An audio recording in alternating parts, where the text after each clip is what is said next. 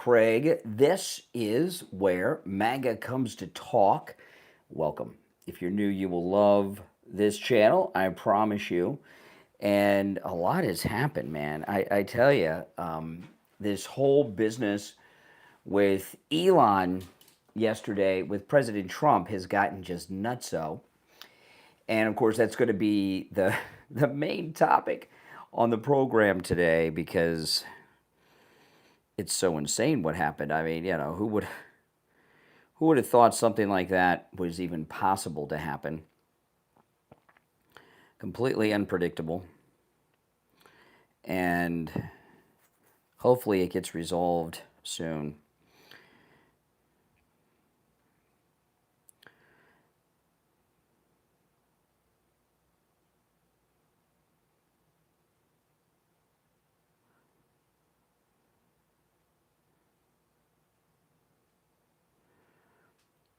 Now, today, of course, is Friday, and what that means on the program is it's open phones, right? Open MAGA Mike Friday, so you're welcome to call in about any and everything on your mind on today's show. If you'd like to call in, the toll-free number to call in is pinned in the live chat, 888-465-2631. Trump and Elon have a scheduled phone call today, like a phone meeting, and who knows how that's going to go, if it even happens. I mean, obviously Elon Musk is unstable. I mean, can you agree with that? He's unstable. What do you guys think? No, it's not good. It's not good at all. They were doing so much good together. Yeah, this is kind of the early show. You can call in if you'd like early and be on the stream here. I'll start the other stream as we go on the radio. Yeah, drama. I mean, it's drama that we don't need. And this isn't normal drama. I was talking about this on my podcast last night. There's been people that have left the White House before. Bannon, Scaramucci, and Omarosa were the two big ones who just started ripping Trump, after. But this guy's different, Elon Musk, right? He's the richest man in the world, which gives him incredible amounts of power to wreak all kinds of havoc that we don't need.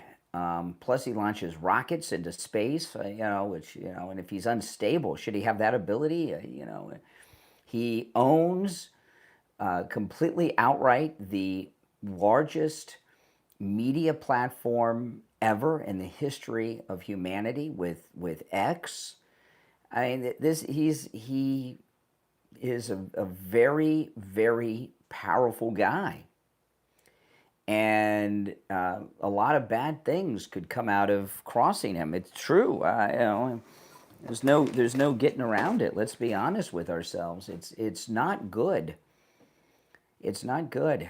And this is something, that we could be paying for decades with Elon Musk. Elon Musk could go on a 40 to 50 year vendetta, right, against MAGA and Trump world. And is that good? I don't think so. I don't think so. Who could have predicted this? Who would have ever dreamed this way? Now, I know there's some people that are out there. I told you not to trust him. Yeah, broken clock. They got lucky on that one. I don't think anyone could have predicted anything like what happened here. Yeah, Lex Luthor was originally buddies with Superman. That is correct. Yes. That's true. So Trump's Superman because he dodged a speeding bullet in Butler, and Elon is Lex Luthor? Yeah, I guess so. That's a good comparison, Gary. I'll give you that. Now, if you're new to my channel, make sure that you subscribe, all right? This is where MAGA comes to talk. And those of you that are new, I host a morning radio show that's on a bunch of radio stations. And from 6 till 9 a.m. weekday mornings, FM radio stations. And when I'm on the radio, I live stream on YouTube, but we're not on the air for about 25, 26 minutes on the radio. And the calls that I take on the show are people that are listening on one of the radio stations, YouTube, or another platform that carries the show on a bunch of platforms. Being Lex Luthor is not a good thing. Yeah, that's exactly right. Yeah. I mean, it's not. It's not good. Not good. I mean, what do you guys think? Yes or no? Is Elon Musk unstable? He seemed very unstable to me yesterday. Very unstable. But he's because of his unlimited wealth and his rocket fleet and X, is the largest media outlet ever created. He's dangerous. He's got more power than a country, many countries. Well, everybody always knew he was a little weird. You know, we knew he was a little weird, but weird is different than this. I gotta get my laptop. Hold on, guys. Hey, Pepsi. Pepsi's one of my cats.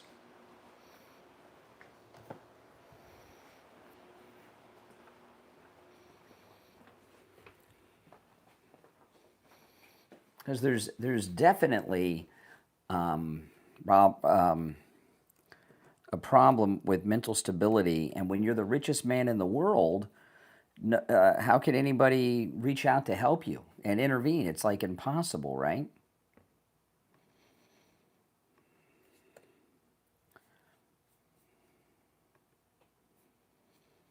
Exactly. I mean, it's really awful. The whole thing just sucks. It just totally sucks. You know, we got a really good thing going here, and Elon is just messing everything up. Really is.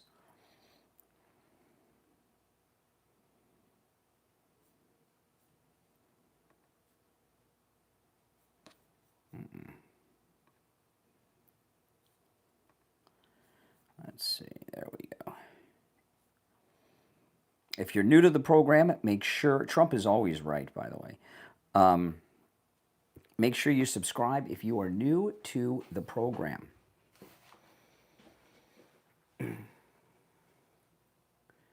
Trump was right about everything. Trump is always right. That's what the hat says. Trump was right about everything.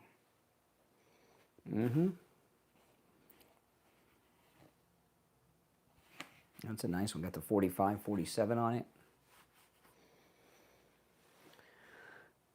The most gullible and uneducated morons in history. I will agree that Democrats are definitely gullible and uneducated and morons. And I'll add evil to that. You're absolutely right about all those things you just said about Democrats. Welcome, everyone.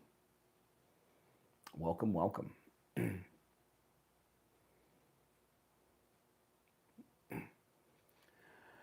Oh, boy, oh, boy.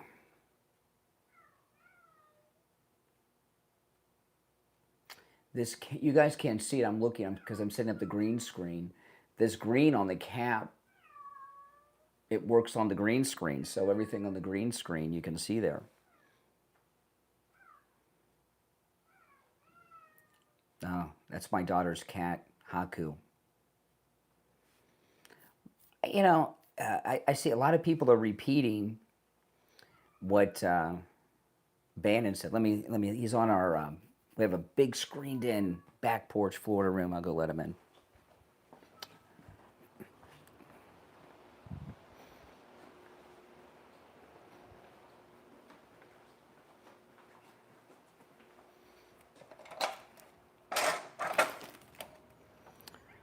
All right. Come on, Haku. Hey, Luna. Haku. Coca-Cola. You're very loud, Haku. Let me show you to everybody on YouTube. This is one of my daughter's cats, Haku. This is the guy that was meowing. Yeah, he is big. He is big. This is one of the cats. We have two, my daughter's two cats are here, plus we have three of our own. He's very good. He just, yeah, he is cool.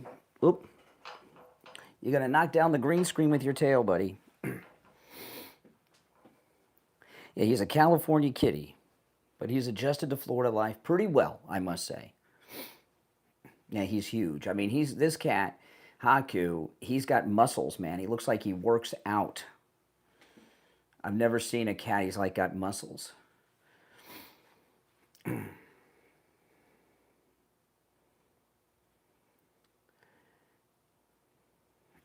Oh, that cat, he's huge. He could lift weights if he wanted. He doesn't realize how big he is.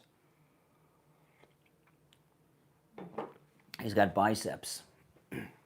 He's really sweet, very sweet. We have great cats. He's adjusting to Florida well.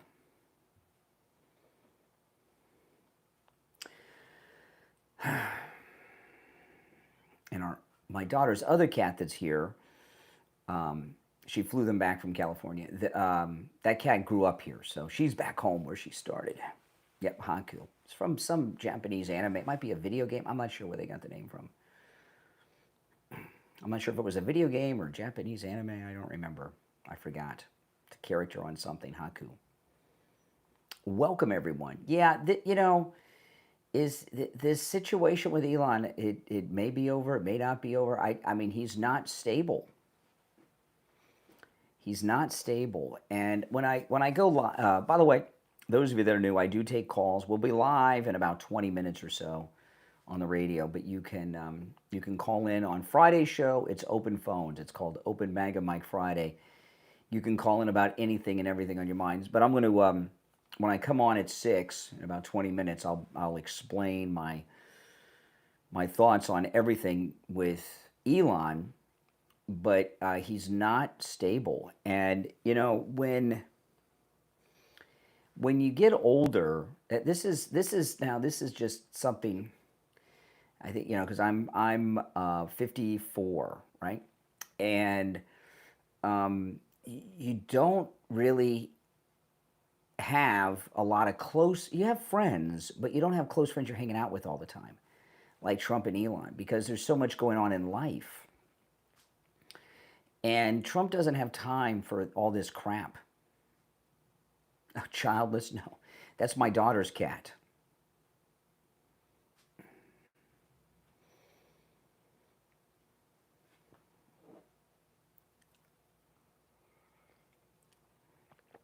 Elon definitely needs some kind of medication, or maybe he's not taking his prescriptions, but that's, you know, a mentally unstable person with his unlimited wealth and resources can do so much damage.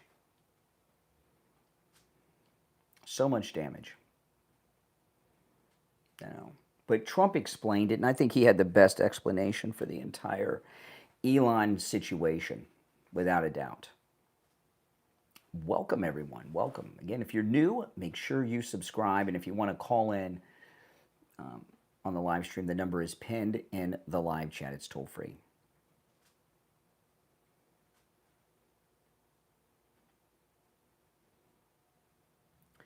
I don't know if he's being silly or if he's just lost his freaking mind. I think it's more of losing his mind, you know. Yeah, this is President Trump's high school graduation photo on this shirt, somebody had asked. They ended the mandate. I don't know, I'm not sure if they're ending the tax credit on EVs or not. The mandate is the requirement to get them.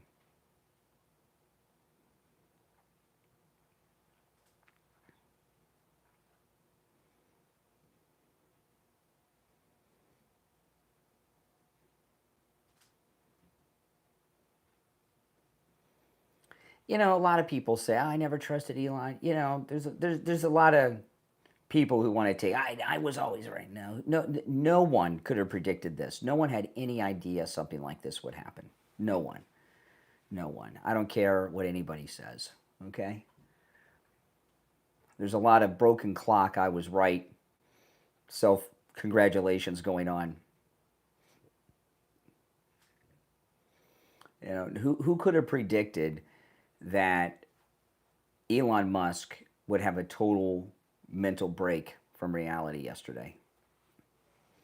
Was Bannon right? Bannon's one of the ones telling us. I mean, Bannon, I like Bannon. Bannon may find his way back in the White House.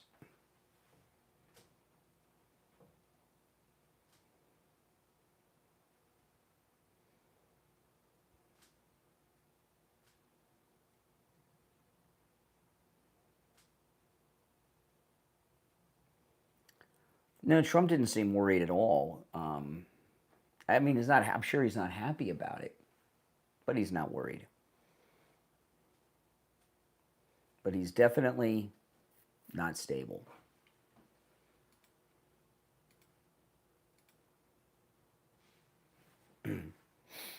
That's for sure.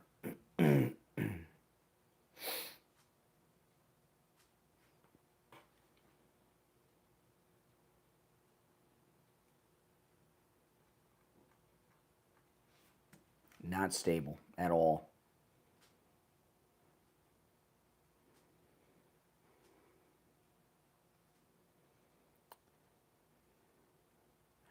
I do not trust Vivek Ramaswamy. I've never trusted him.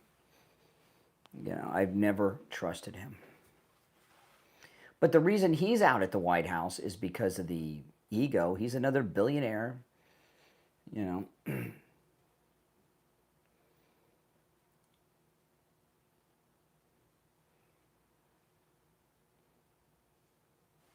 Now the MAGA bubble, it's not a bubble, it's called America. And MAGA was very strong yesterday. Everybody stayed with Trump. Well, we all know the Jeffrey Epstein thing is not true. Everybody said this, right? If Trump were on the Epstein list, they would have released it. They're probably telling themselves, gosh darn it, we should have just forged something that said he was on it, right?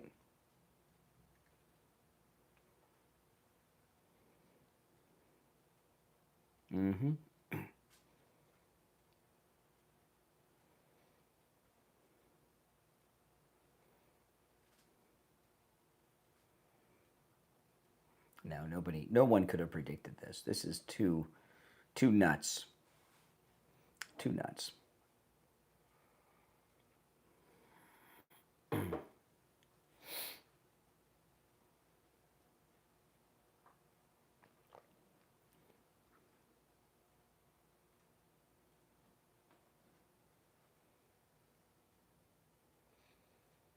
Oh my goodness, these cats. There's 3 cats in my closet here, which anything could fall at any particular time. They're just exploring. It's Haku, Pepsi, and Coca-Cola.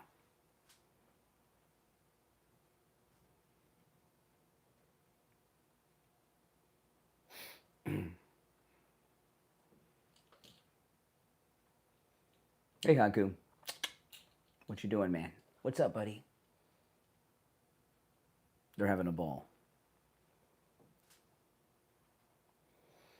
Yeah, they are. The older cats, they're chilling. These guys are exploring.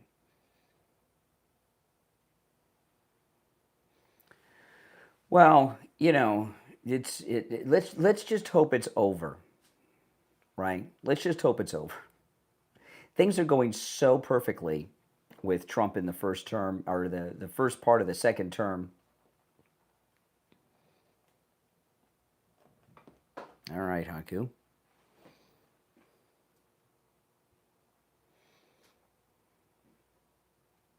Welcome, everyone. Make sure you subscribe. Those of you who are new, subscribe to the channel.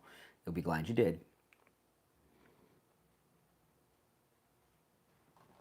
Hey, Coca-Cola.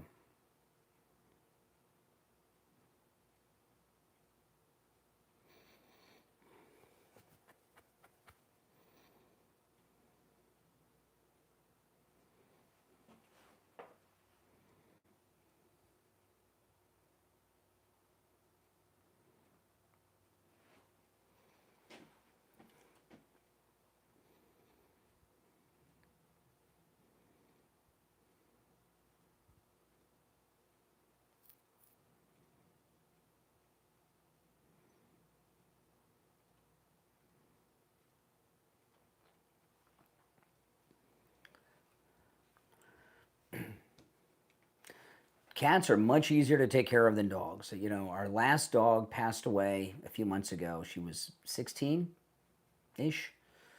And I'll probably never have another dog. Dogs are like babies.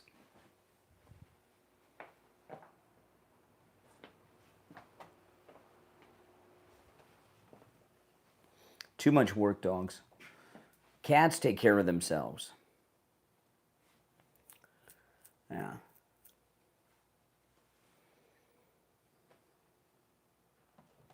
Oh, there's Pepsi. Hey, Pepsi. Pepsi. Nope, it's chasing Haku.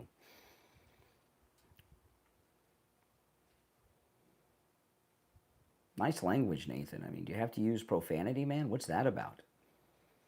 It seems that the liberals have very limited vocabularies.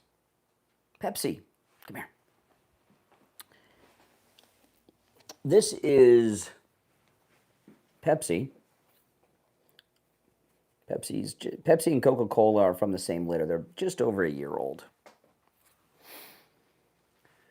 This is Trump's high school graduation photo from the military school.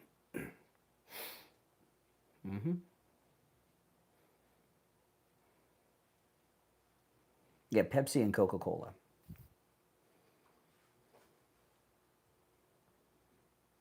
Oh, the two kittens.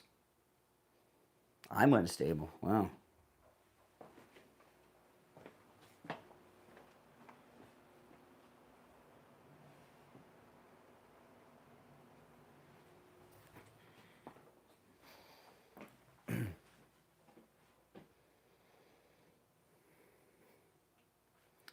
Yeah, my daughter moved back to Florida from Los Angeles, and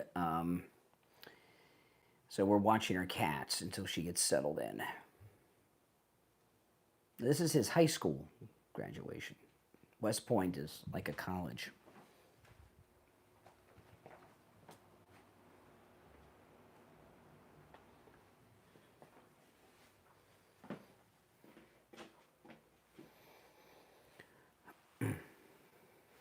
MAGA's not crying. Nope. I mean, the liberals are going to say that we are, but MAGA world seems fine to me. Mm-hmm.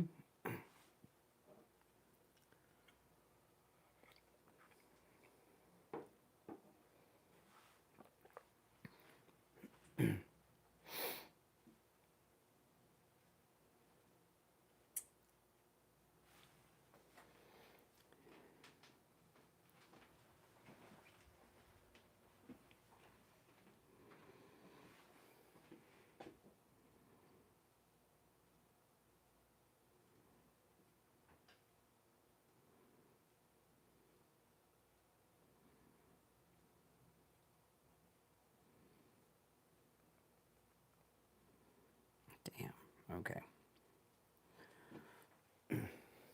Just turning the phones on.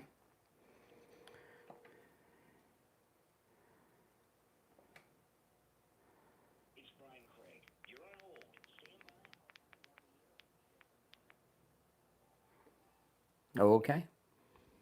I just turned the phones on.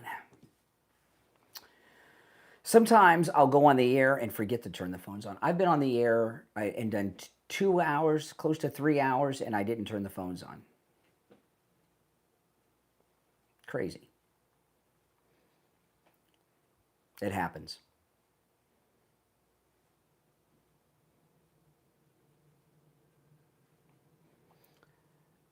I don't mind LA so far as visiting. I wouldn't want to live there.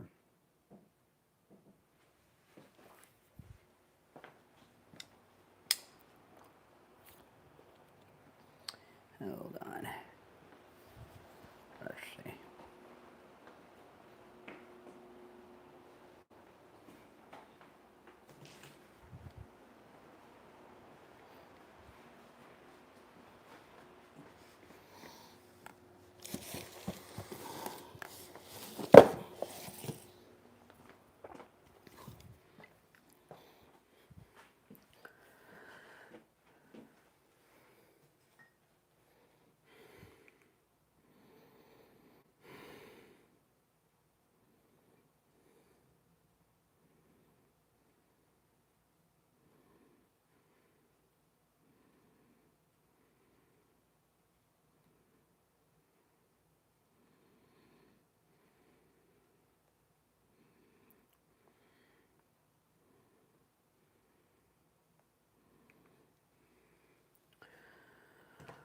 All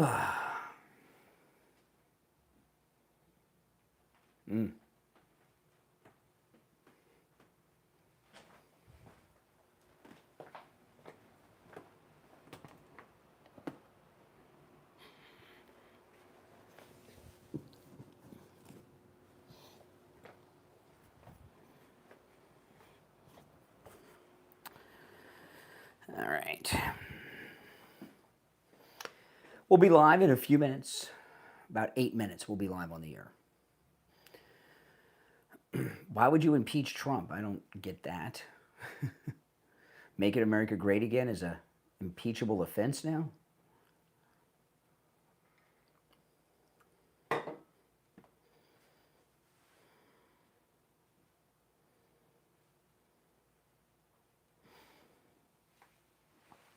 No, Daniel, I'll start the other stream right before the show starts. Right as we're about to go live on the radio, I'll start the other stream. I'm going to save my thoughts until I am live on the air on the whole thing.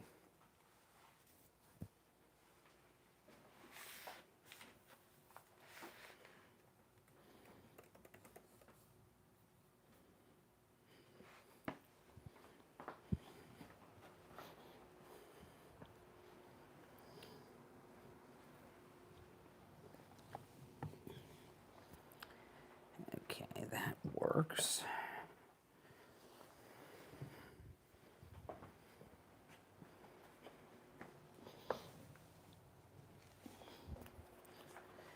Okay.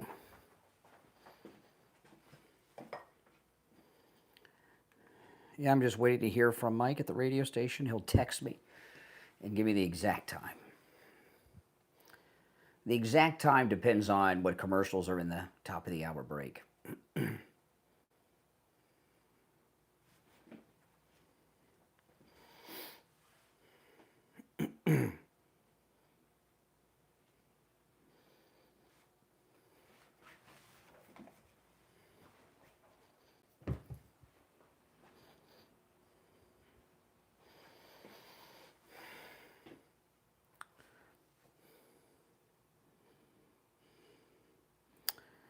Oh, Mike is running late. He thinks he'll be in the studio at 6:01, so he'll just possibly make it. Cutting it close.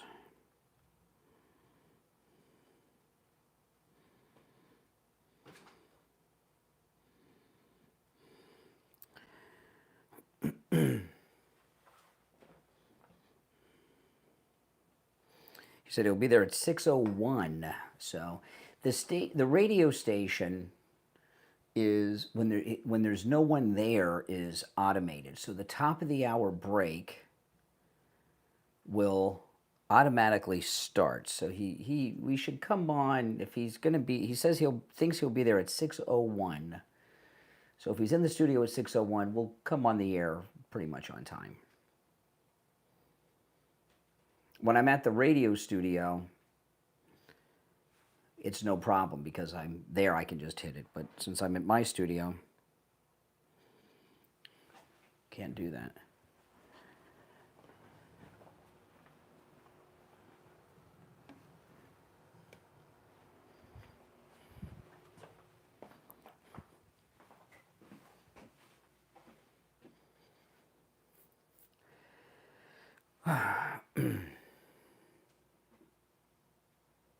Welcome, everyone. If you're new, my name is Brian. This is where MAGA comes to talk. We're just waiting to be live on the air, which will be in about 4 or 5 minutes.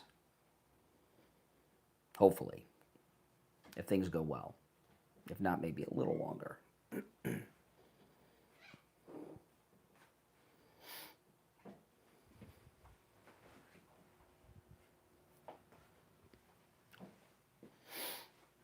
Chris just gifted 5 memberships. That's awesome. Thank you. Thank you. Look at all, those are all the people that are names have turned green, have just become members thanks to that gift.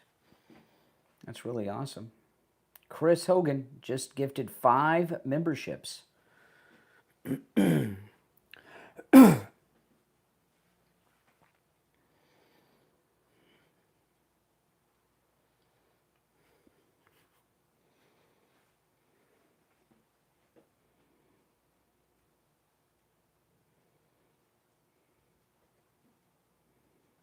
MAGA country, that's right.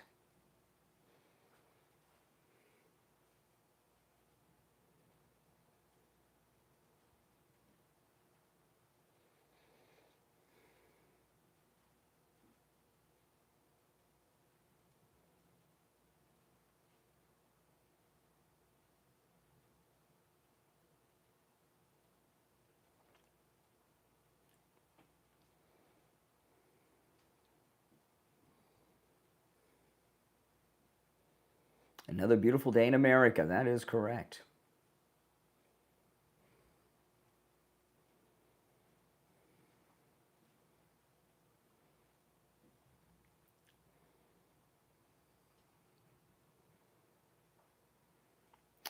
I will share my thoughts on the whole event as with the latest updates when we are live on the air, which will be in a few minutes.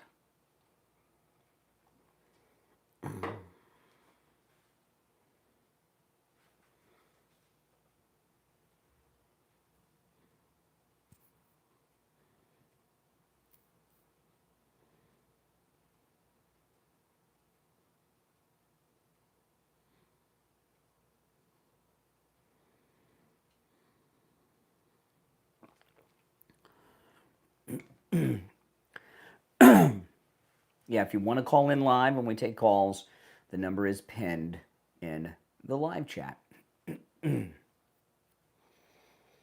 Kenny says this is all planned. Really?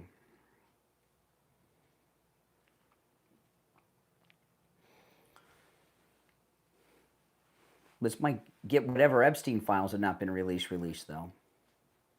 English, please, English.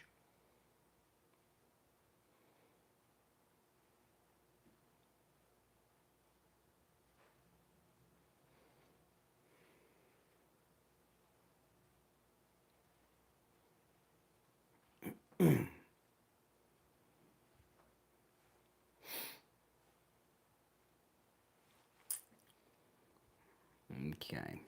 It is 6:02. I'm waiting to hear from Mike when he's going to switch us over.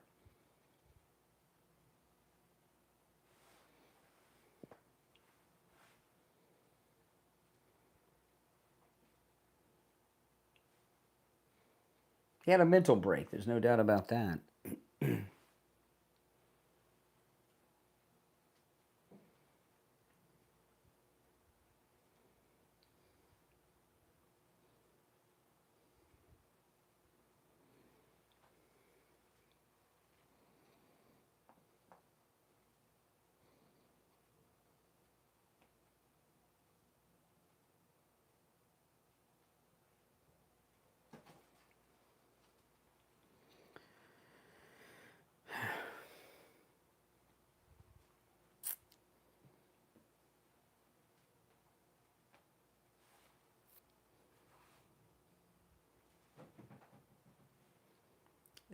We'll be live soon. Mike is running a few minutes late.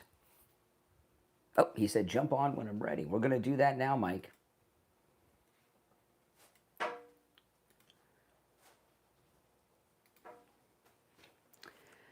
Welcome to the program, everyone. I'm Brian Craig. You are listening to Florida's longest running radio show, the Steve Kane Show, on the radio since 1977, celebrating 48 years on the radio.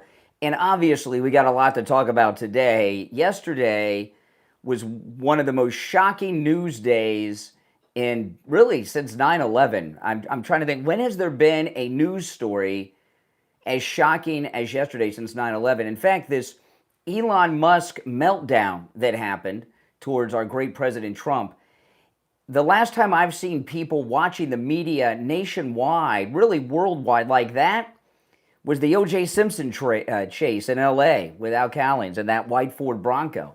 It was very similar to that. So obviously we're going to cover that, and I'm going to share my thoughts on it. Now, since it is Friday's show is Open Phones. We call it Open MAGA Mike Friday. And on Open MAGA Mike Friday, you're welcome to call in about any and everything on your mind. You don't have to call in to discuss anything that we bring up on the program. And the number is toll-free, 1-888-4 888-465-2631. 888-465-2631. Okay, so I'm going to give you just the update before we go through the events of yesterday. The update for those that are just tuning in, Elon Musk has signaled that he and President Trump should make up, and there is a phone call scheduled between Elon Musk and Donald Trump today, okay? So that's the update on the whole situation. I'll give you the update first. But let's go through what happened and what this could mean. And we've got a serious problem here with Elon Musk that really needs to be handled. Elon Musk had a complete break from reality yesterday. And a complete break from reality towards President Trump. And yesterday, those of you that listen to my podcast, I mentioned this on my podcast last night, I watched the president with the German chancellor yesterday. And of course, in the Oval Office, if you're on hold, stand by. We'll go to the call shortly. And of course, they asked him about Elon, and President Trump said some things. He was kind of reserved. He said some things. And then I did my podcast, and I was, as I was up, literally, I was uploading my podcast to YouTube and all the podcast platforms, which is a process. I'm uploading the podcast, and as it's uploading, Elon Musk dropped this tweet saying that Donald Trump is on the Epstein list. So I immediately stopped uploading my podcast to all the podcast platforms, and I was grateful that I didn't start uploading the podcast like 30 seconds earlier, or a podcast that was irrelevant would have been uploaded instead of one that was up. So I redid the entire podcast after that. I had to do the podcast over. I've got a podcast that no one will hear but me. I'm the only one that heard it because I didn't upload it because things change so fast. And when Elon Musk posted that Donald Trump is on the Epstein list, everything started to go nutso. And of course, we know that is not true, and it's not just opinion that it's not true. We know with 100% certainty that Donald Trump is not on the Epstein list. Okay, and the reason we know that is because if he were, the deep staters and never Trumpers that shot him in Butler, before they tried that and went to such high risk, they would have released the Epstein information, right? Which they didn't, because he's not on it. Now, what they're probably telling themselves is, gosh darn it, we should have just made up that he was and printed up some fake forged files and documents that said that he was.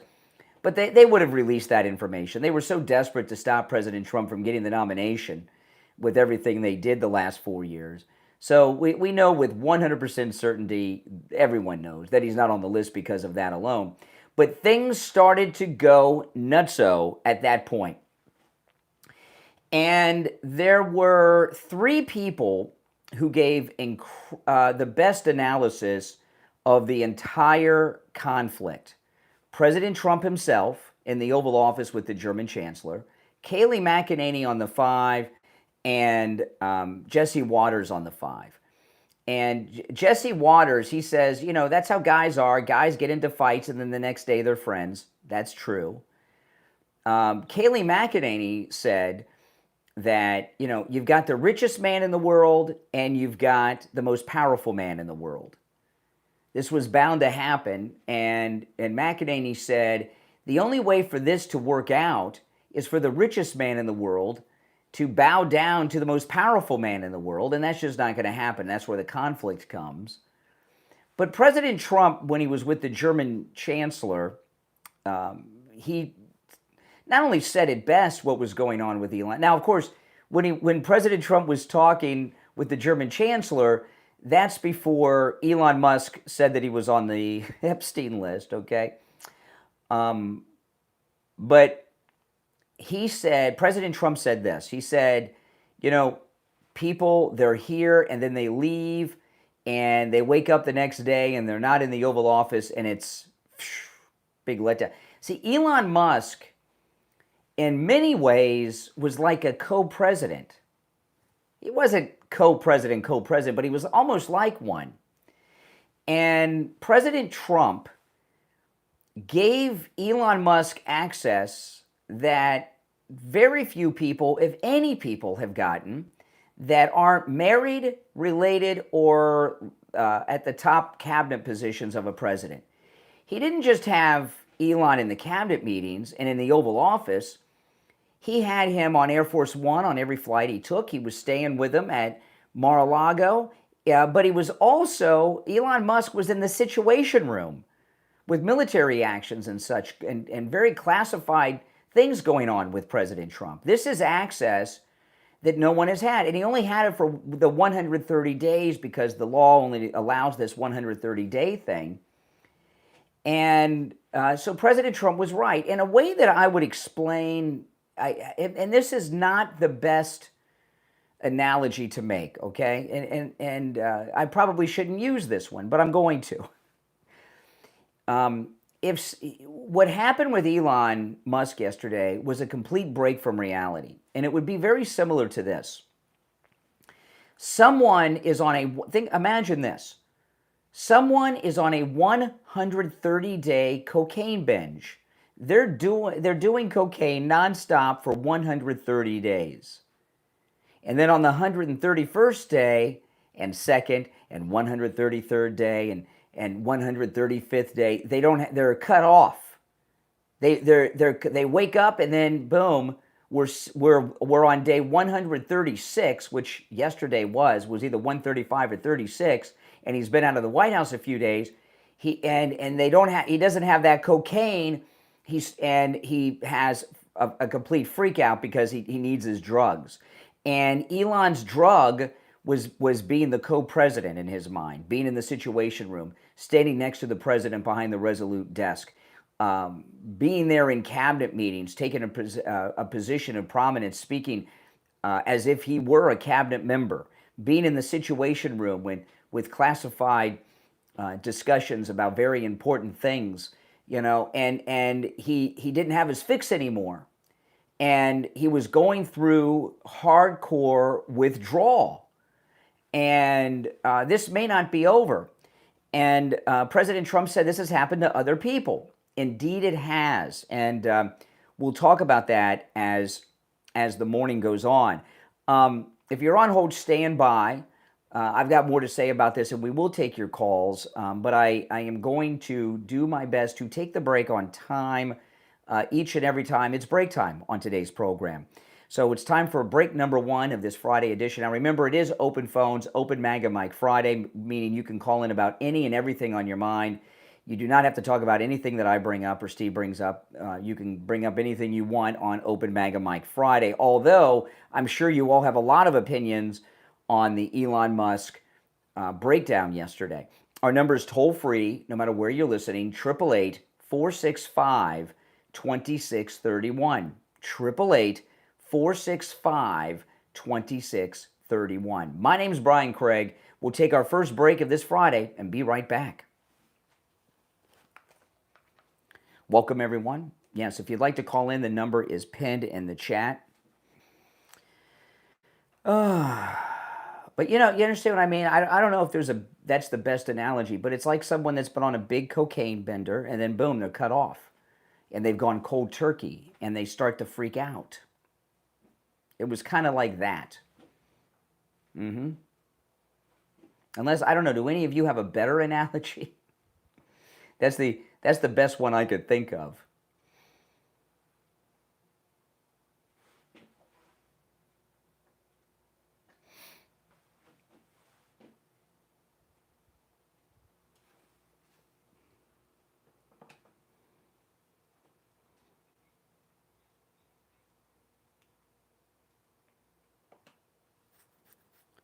Okay.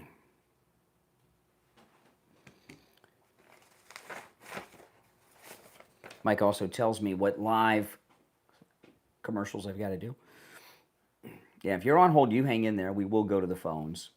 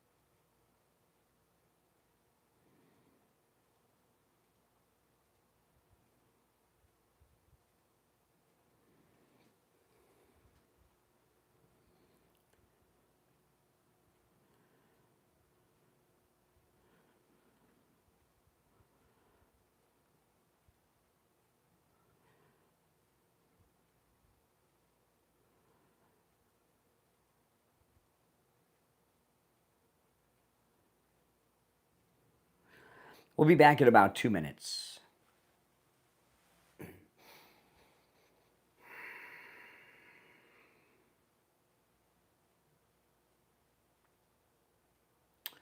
Well, a lot of things came out, you know. It came out he was yelling at the chief of staff and the Treasury Secretary. You know. No, I've been up since midnight. I've been up all night. If you're on hold, hang in there. If you're new, make sure you subscribe. And if you'd like to call in, the number is pinned in the live chat. This is a radio station break.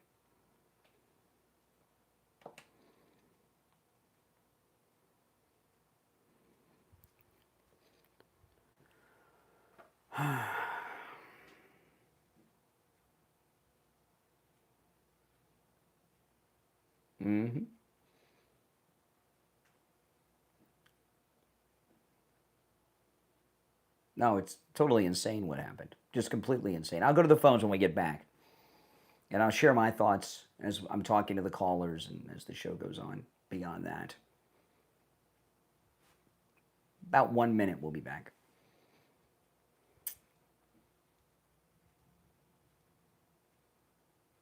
Well, thank you, Brandon.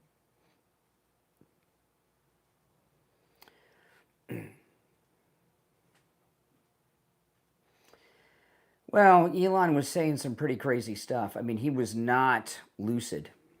He was not lucid yesterday. That's for sure. Who knows? The phone call may or may not happen, and just because they have a phone call doesn't mean he'll stop. He's having freakouts.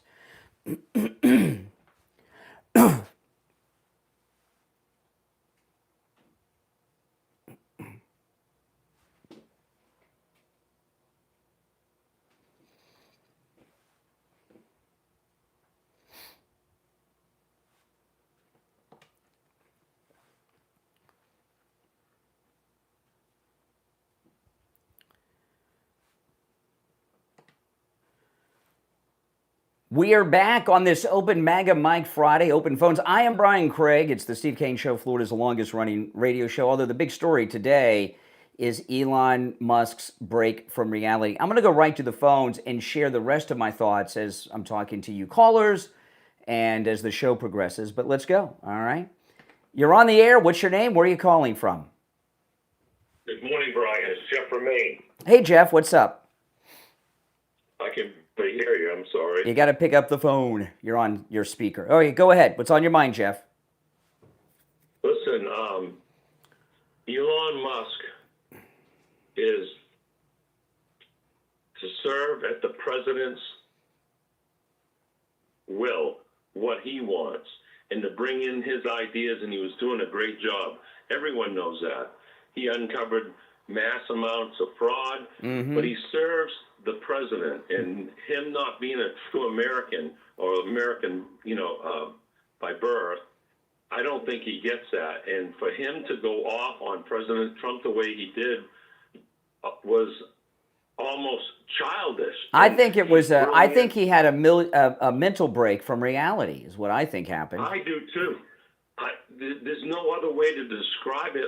It's almost like an adolescent having a fit.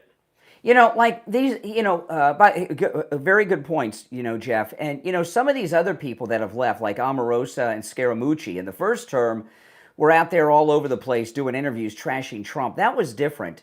Those were, I think most people recognize that this was a mental break, and that's why people really aren't upset at Elon today. They're like, because they think he's mentally ill. Right, and Scaramucci and Omarosa, it wasn't a mental break; it was just petty ego problems they had. And I'd like to repeat something. It's not from me; it was from Steve Bannon. He says, yesterday President Trump was on the phone for an hour and a half with Putin, a brutal man, and then he was on the phone for an hour and a half with Xi Jinping from China. He works 20 hours a day. Yep. And he is doing so much, and that he kind of went a little too far with Elon, but on what he thought should happen. But he was right about what his point was. President Trump has so much on his plate. Elon Musk but you understand, doing. A week ago, Elon Musk would have been there when the president was talking to Putin and the Chinese leader. And now he's not, and that's part of the problem. He has this withdrawal of no longer in his mind being the co-president. Hey, appreciate the call, Jeff, and Jeff is right on about that, and so is the great Steve Bannon. You're on the air. What's your name? Where are you calling from? Hey, Brian, it's Kenny from Palm Beach. How are you? All right, Kenny. Talking about the feud. And hold on 1 second here. My phones are just ringing like mad. I got a bit of a bad connection with you on your phone, but go ahead, Kenny. Can you hear me better now? Little bit, yeah. Okay, maybe because I was walking with my phone, but still, in any event, they may, regarding this feud, they may be having a little bit of stat, but I don't believe it is for real 100%. You don't believe it's real? Well, I don't believe it's to the degree that the media and others are trying to, promote it. I just feel that if what Elon said had any grain of truth to it, it'd be all over the news. And like you said, we know. You're talking about the Epstein. We know Trump's not on the Epstein list because the Democrats would have released that during the campaign. And they didn't. Okay. So So that's a 100% confirmation that he's not on the list because of that. So that opens the door to a humongous lawsuit, defamation of character, from Elon saying something that's blatantly false. It's possible, but So what do you think happened? Do you think he had a break from reality and is just missing the halls of power, and he's freaked out over it? What do you think? The guy is quirky. There's no doubt about it. He's quirky, but he's a genius. Yeah. Let me ask you. Do you have a cordless phone? Yes. Oh my goodness! I didn't know anybody still had those. So that's why the phones. This is how. No, I'm sorry. I'm on my cell phone. I misunderstood you. Oh, okay. It sounds like one of those. Remember those old cordless phones that we would have on landlines? I agree with what I said, but there's a really bad connection with your cell, so I'm going to let you go. But thanks for the call. Call again. I'm sure we'll have a better connection next time you call in. I agree with everything we're hearing from most of the callers. Let's go. You're on the air. What's your name? Where are you calling from? Brian, Vincent Wellington. Hey, what's up? Yeah, I don't understand why Elon would even go towards the Epstein issue because his brother actually dated Ghislaine Maxwell at one point. Oh, yeah. Yeah, so, that whole setup of him bringing up Epstein kind of gets negated if your brother dated the mistress of Epstein, so I don't get it why he would even be lashing out at Trump. Well, it's what President Trump said. People leave the White House, they're not here anymore, and it brings along a depression. And Elon Musk had a position that no one has had except a first lady. He was in the Situation Room. He's on every phone call on Air Force One. He had more access than even really a first lady would have. And when that's taken away on a dime, it's got to be a major mental letdown. And I think that caused him to have a break from reality. I can't remember if he dated Ghislaine before Epstein or after Epstein, but I know for sure his brother dated Ghislaine Maxwell, and they were photographed together with his brother multiple times. So for me, it's like, you know, you were closer to the situation because him and his brother were very close. Beginning of PayPal and all of that stuff was him and his brother. Mm-hmm. So I don't understand. Even if it was before Epstein that he dated Ghislaine. See what you know what? Yeah, and there's pictures out there now, so, and they came out quick. You know, the thing about it is his criticism was first about the bill and everything, right. and then when he put that post on X about the Epstein list and Trump, that's I think that's when everything really blew up. But everybody realized there's something off with this guy. Elon's just not right in the head. That's how I took it. I mean, how do you take it? I know like Steve Bannon and a few people are going to say, I told you not to trust him. I knew. Nah, that's broken clock, self-congratulatory, stuff. That no one could have predicted this. I kind of agree with Bannon on some stuff, and I understand why he was so outspoken in the beginning when Elon got close to Trump, because you can't really trust somebody that you really fully don't live with. You know what I mean? Yeah. And Bannon was feeling that feeling that Elon's feeling now, being out of the Situation Room, and maybe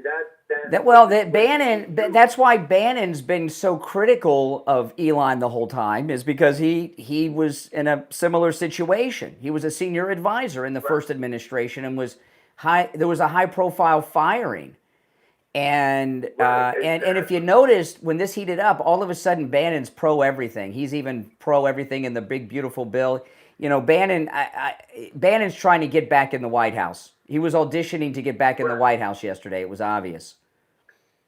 I agree with you. But I mean, the whole Elon drama, I think it's going to cool down at this point, and I think we're going to see Trump is doing things that he has to do for the country, and using Elon Musk to dig deep into the deep state was a great addition to the cabinet without it really being the cabinet. Yeah. And I think that, that limited time was all he needed. And, Elon might be feeling kind of like, almost like used in a way. But that kind of stuff is going to just be egos, and they're going to clash, because you're talking about the richest man and the most powerful man in the world. And it's all out on transparent airwaves. Because he has Twitter, and Trump has Truth. So they're gonna. Well, Trump has the global media, because Trump is the sitting president of the United States, so he has every media outlet in the world. So yeah, all right. I got to run for the break, but I appreciate the call. And those of you on hold, stand by. We'll continue with the calls after this break.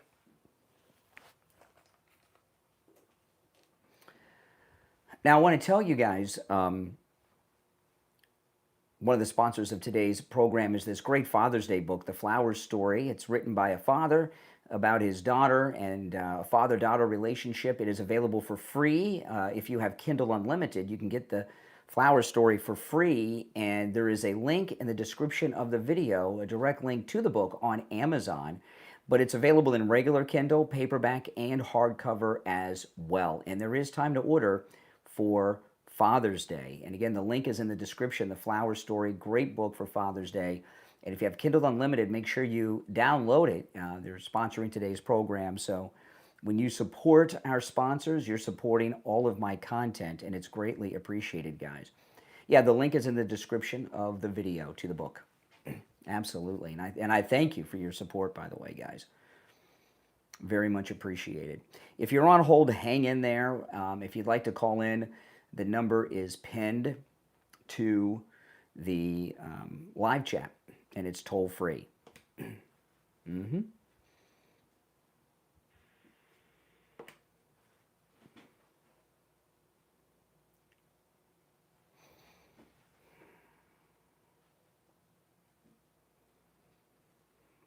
Okay.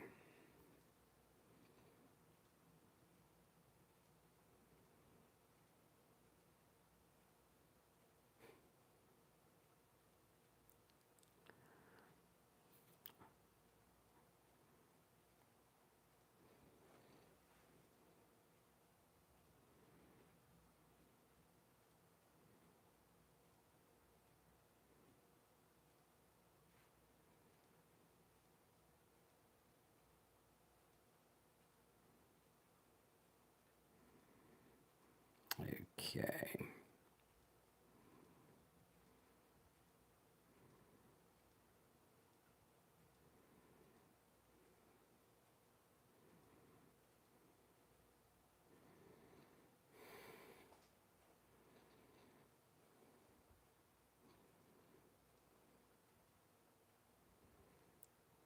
This is our bottom of the hour break on at the radio station.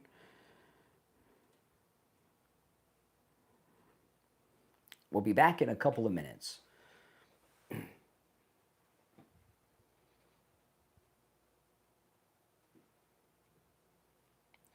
No, I don't think this was a plan with Trump to put out there he's on the Epstein list. I don't think so. I don't think so.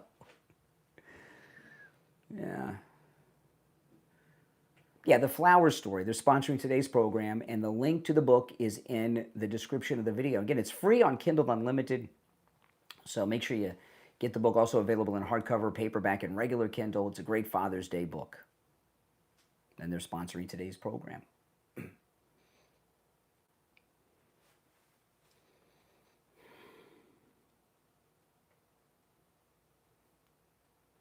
Yeah, callers on hold, stand by.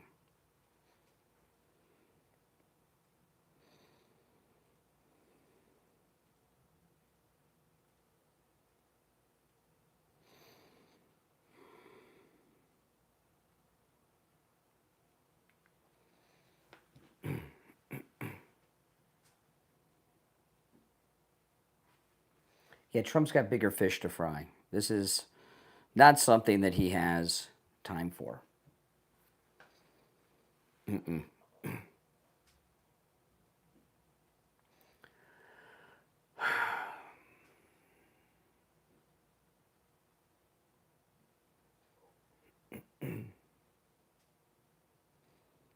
We'll be back in about a minute.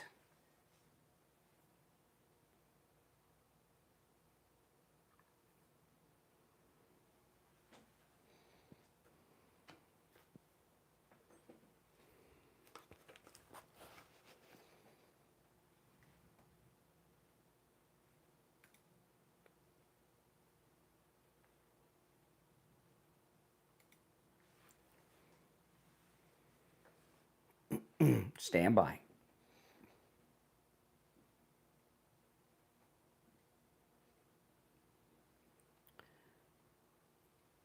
Less than 30 seconds. Pennsylvania, welcome.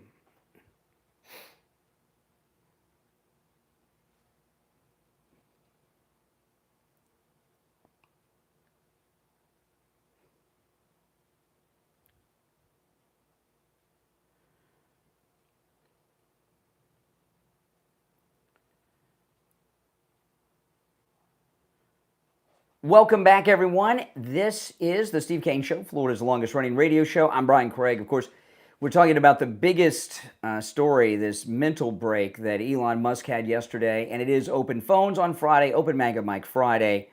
So you can also call in about any and everything you have on your mind. Our number is toll-free, 1-888-465-2631. 888-465-2631. You're on the air. What's your name? Where are you calling from? Good morning. How you doing? All right. This is Maria from Florida. Hey, what's up, Maria? Hey, how you doing? Oh my God. Hold on. I got it. My phone lines are just blowing up. So hold on. Let me get all these people. Okay, go ahead, Maria. Appreciate it. Okay, go ahead.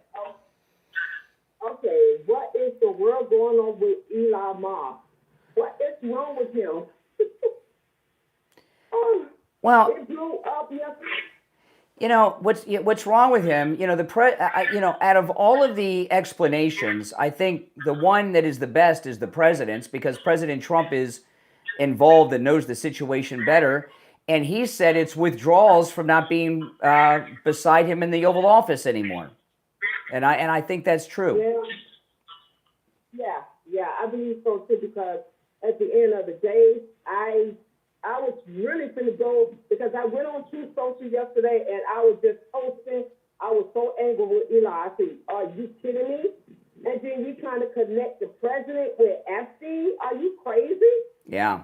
Yeah. I mean, because if that was the case, the Democrat would have made sure that was open up and everybody would have knew about it way before the campaign even started. That's right.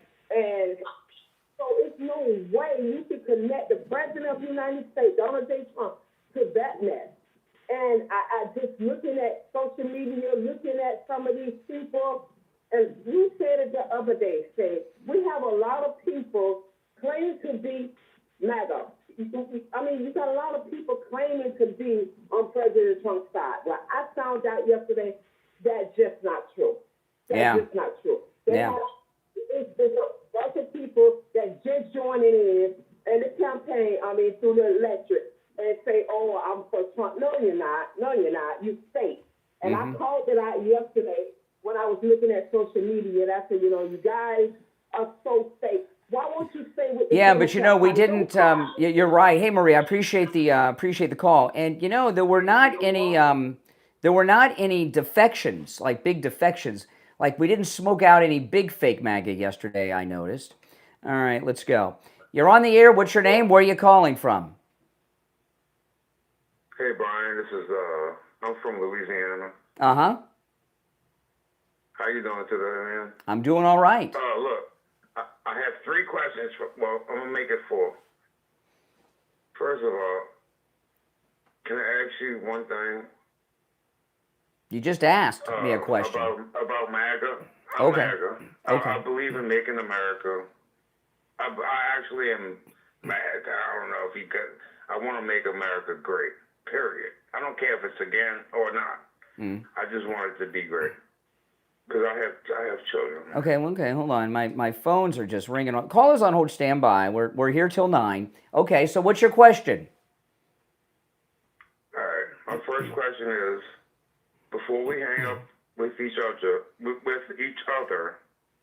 can you just be like, hey man, look, we may disagree to agree or agree to disagree, and just hang up, but not just hang up on me like that. Well, you haven't said anything to agree or disagree with. Can we do that? Well, I don't know. It depends. I'm not going to agree to anything. No, I'm not. Well, you're asking. I'm not going to make you a co-host and just grant you co-host privileges. Listen, you're calling it. Your business. Just ask your interesting questions. All right. So today is Elon and Trump. Their relationship, right? What's going on with them? Correct. Yeah, that's what I'm thinking about, man, and it's freaking me out, man. It's really freaking me out. I thought you had questions. I mean, you don't have much. What are your? You said you had 4 questions. It's kind of like just talking questions, kind of thing. No. I'm gonna move on. I'm gonna move on. Hey, listen. I appreciate the call. Take care. I'm moving on. I mean, he's got. What he wants to do is for me to make him the co-host and him ramble on with these incoherent ramblings until 9. That's not happening. You're on the air. What's your name? Where are you calling from? My name is Colton, and I'm calling from Seattle, Washington. Okay. I'm working on. Yep. Go ahead, Colton.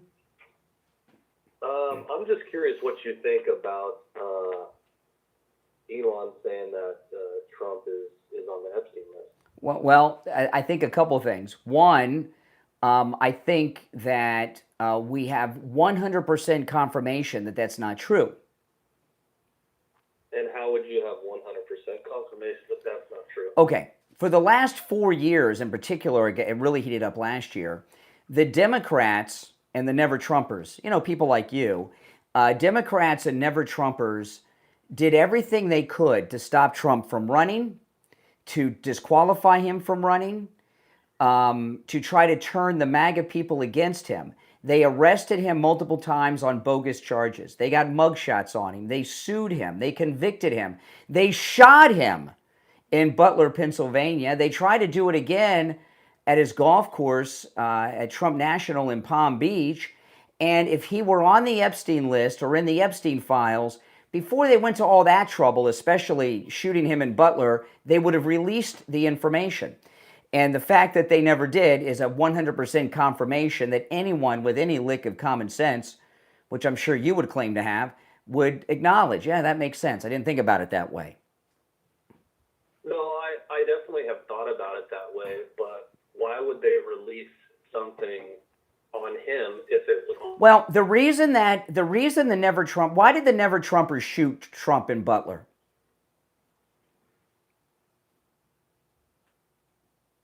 Hello, McFly, you there? Did you hear me? Have you given up? All right, that's Seattle for you. He gave up. All right, he hung up. I did not hang up on him. You're on the air. What's your name? Where are you calling from? Yep, you're on the air. What's your name? Where are you calling from? My name is Lee. I'm from Pasadena, Texas. All right, Lee, what's on your mind? Hello? Yes. Can you hear me? I Can you hear can. me? I can. Turn the volume down on the device you're listening to me on. There's a delay. Sorry. Yeah, go ahead. Sorry. Go I ahead. just wanted to call and tell you that I enjoy your show so much. I've been watching that for 5 years, and everything you say is right on point. But one thing I got to say is Jay from Jersey is an idiot and a racist. Oh, that's for sure. That's for sure. You know, yeah, he certainly is that. Yeah, and he's also unhinged. Well, thanks for the years of listening. I appreciate that. Yes, sir. Thanks a lot for your devotion to Trump. He is awesome. He sure is. All right, take care. All right. Well, good. All right, now I want to tell you guys about the free doorbell camera offer from Sloman's. I mean, if you've not taken advantage of this, please do. It's a great gift for your family. I mean, you're not just getting it for yourself. You're getting it for everyone inside your home. And also, you can take advantage of this offer as a gift to your children who no longer live with you, or to grandma or grandpa, or to your adult parents. This free doorbell camera offer, you can take advantage of this for anyone in your family, and it's absolutely amazing. Sloman's is going to give you a free doorbell camera that connects directly to your cell phone with the installation of your Sloman Shield. And that's not all. Sloman's, they're also going to give you a free customized home security system and professional installation when you use their low-cost central station monitoring. You get an LED touchscreen, a motion detector, 10 contacts for the doors and windows, a lifetime warranty, a backup battery, plus you'll receive a free doorbell camera with the installation of your Sloman Shield. Give them a call, toll free. 833, oh, that call sounds like he's going to be a winner. Did you hear the little grumbles when I answered the phone? Give Sloman's a call, 1-833-283-5050. 833-283-5050. 833-283-5050. We'll be right back. All right, yeah, if you'd like to call in, the number is pinned in the live chat, okay?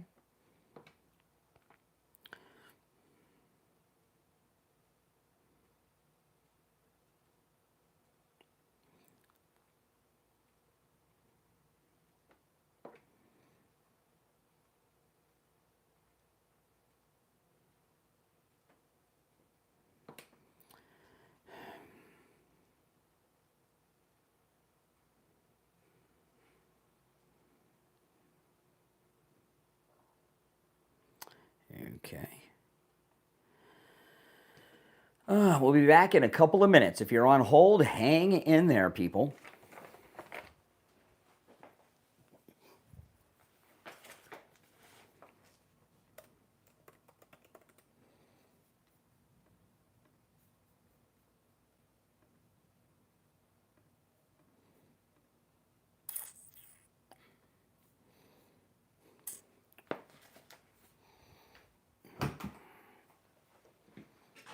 There's one opening on the board. the list of the greatest presidents ever, there's only one great president. His name's Donald Trump. The others are posers that have had varying degrees of success.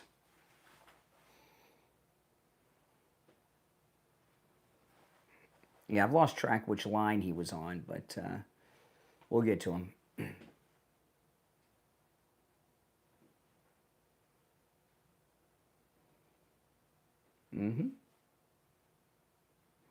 If you're new, make sure you subscribe, okay? This is where MAGA comes to talk.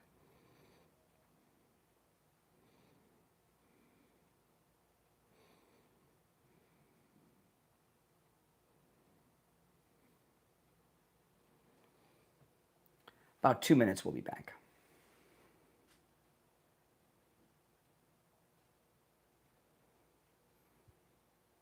Really, I mean, Lincoln, about 1 million people were killed in the Civil War. You don't think, you think Trump would have been able to mediate that a little bit better? I think he would have.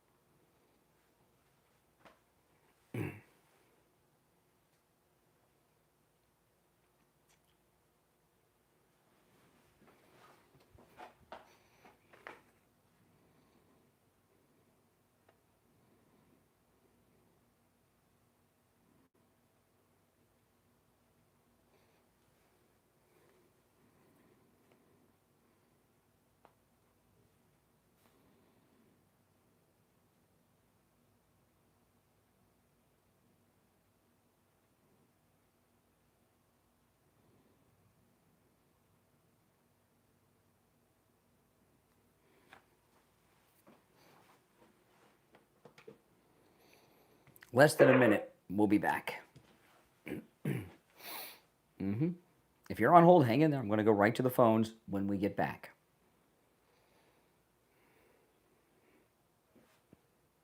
By the way, this cup I'm drinking from, this is a cup. It's available in my wife's Etsy shop. This is an original design that my wife, Kathy, created. And there's a link to my wife's Etsy shop in the description of the video. So, guys, check that out. Support my wife. She's got all kinds of things with many different designs.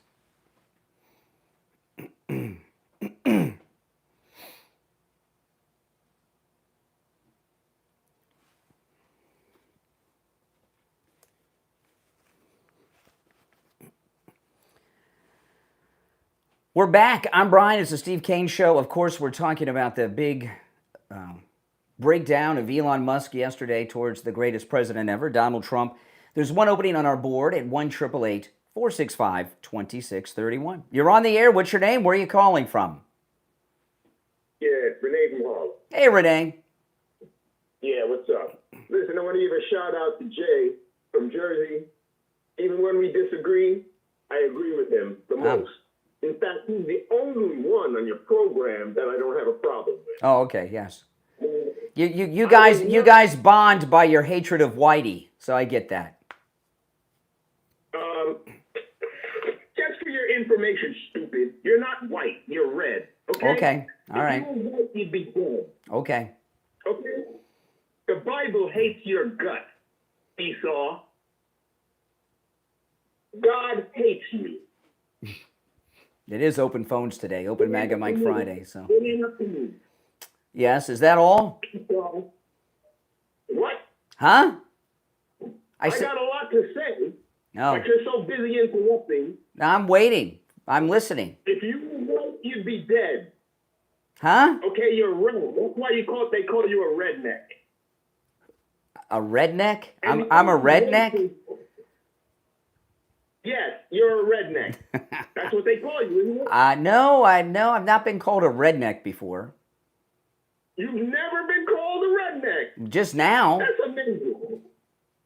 You know, your own people call you redneck. What, are you stupid? Being in Harlem, you probably don't encounter many rednecks. I'm in the deep south of Florida, and I'm furthest from a redneck as possible. You get a chance to get We beat the crap out of you. Yes. All All right. like that. Okay. All right. All right. Take care. Renee from Harlem. It is Open MAGA Mike Friday. Anything and everything on your mind is fair game, even just trying to get your frustrations out on your life towards me. All right. You're on the air. What's your name? Where are you calling from? Hi, Brian. My two questions, actually. I'm not going to pound you about Elon, but I do have a question. First question, have you heard that Caroline Leavitt is leaving the White House? No. I mean, I just did from you. I mean, I guess, tell you, where did you hear that? On the news somewhere. What news? No, you're just making stuff up. Where on the news did you hear that? Eventually she'll leave. Where on the news did you hear that? Okay. It was like TikTok or something. TikTok. That's somebody making garbage up. TikTok's not the news, man. Okay. Okay. Eventually she'll leave. Everybody's leaving at some point, right? Okay, well, this is a more credible source. Curtis Yardman.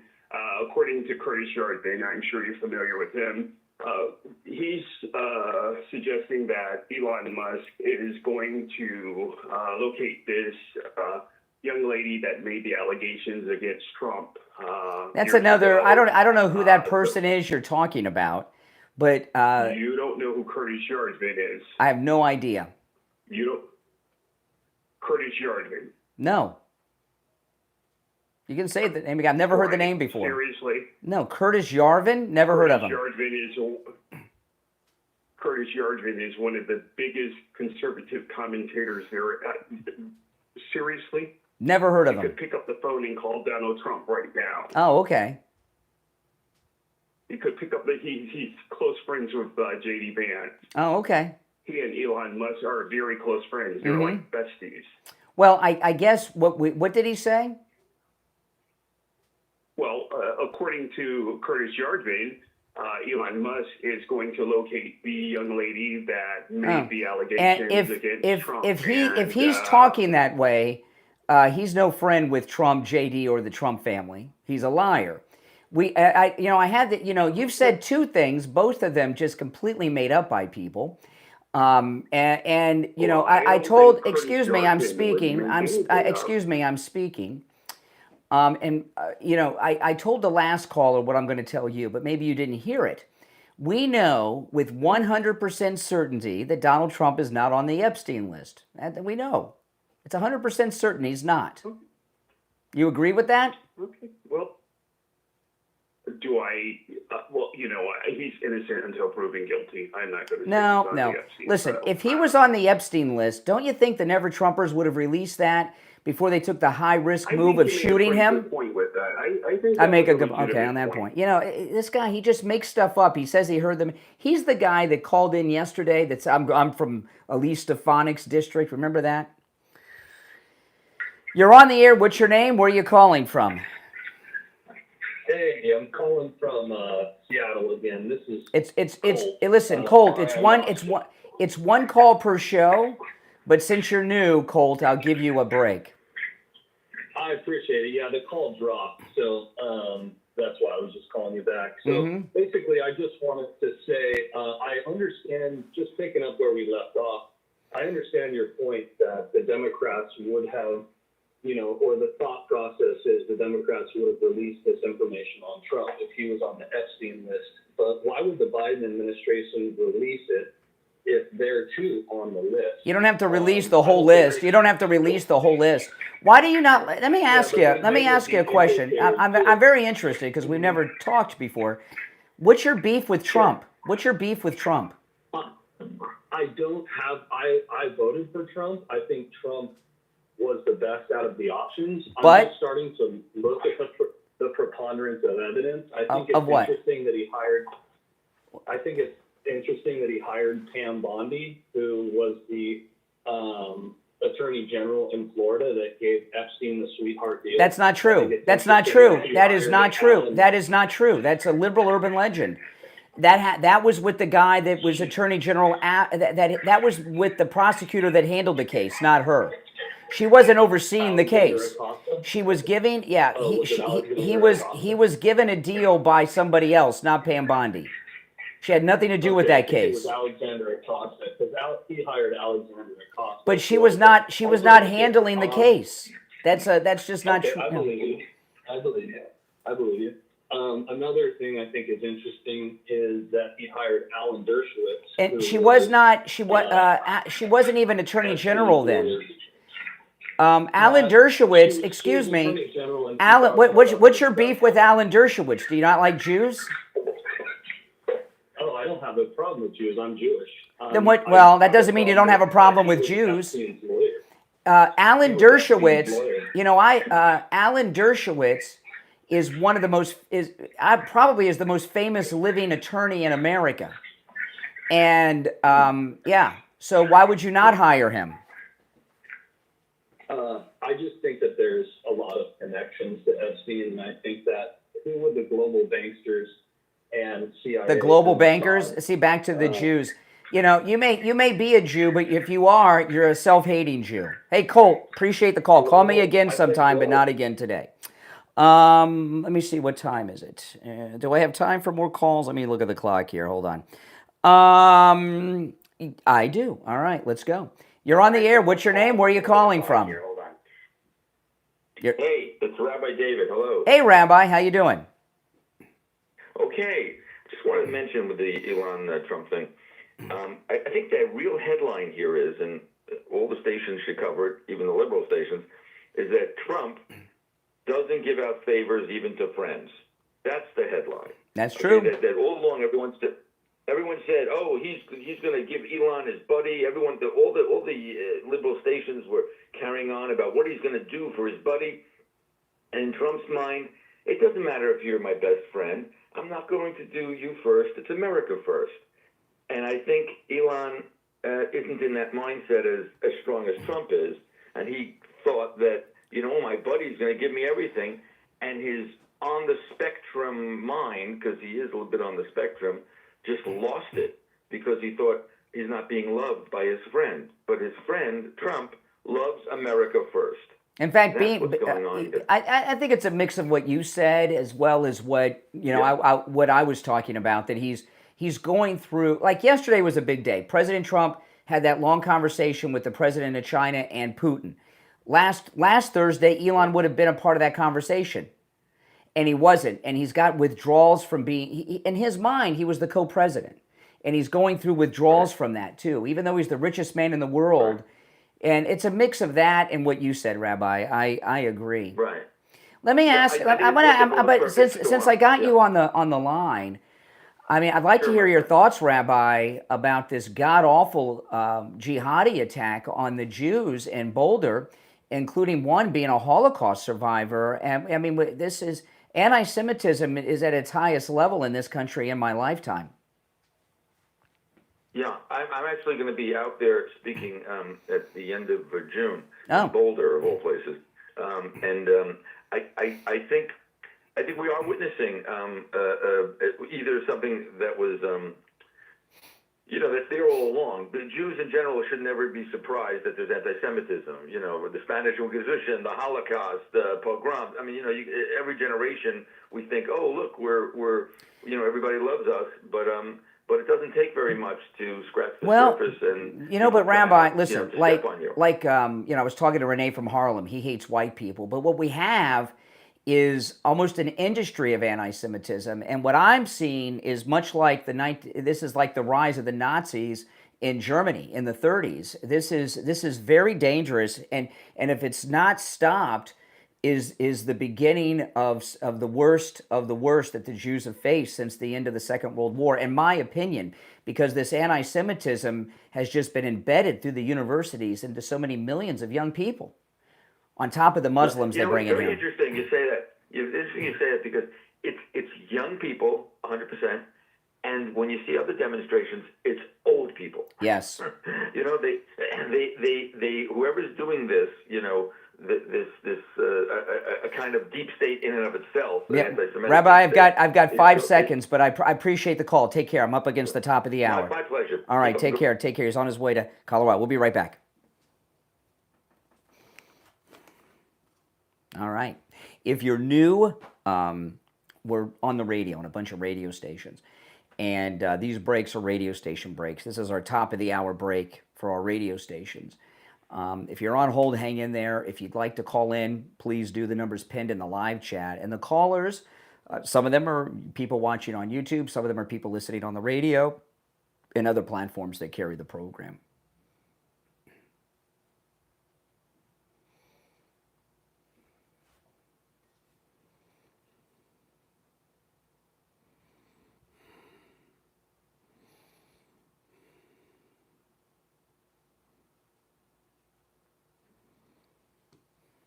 Okay, we'll be back in a couple of minutes, guys.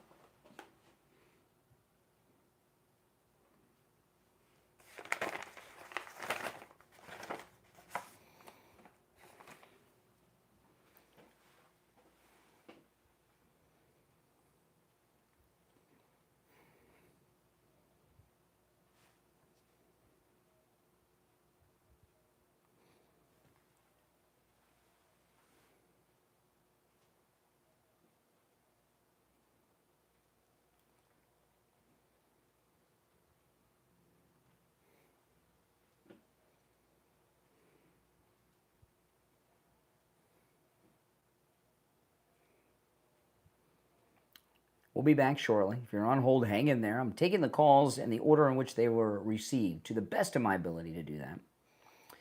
And on Friday's show, it is always open phones. You can call in about any and everything on your mind on Friday's show. We call it Open MAGA Mic Friday.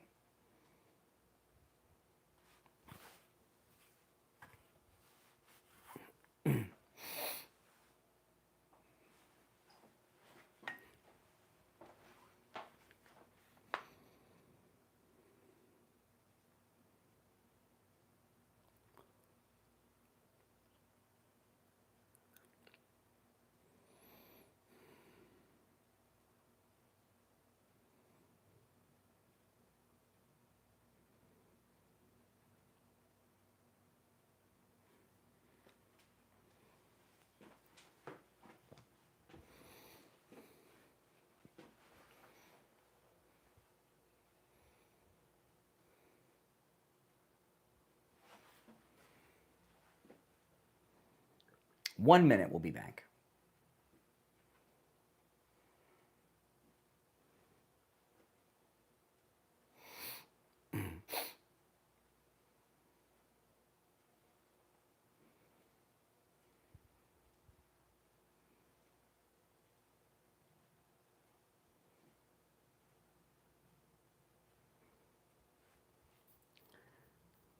Yeah, we're live weekday mornings from 6 until 9 a.m. Eastern Time, taking live calls. But I'm on YouTube all the time, plus my podcast, the Brian Craig Show podcast, I do upload here as well, those of you who are new.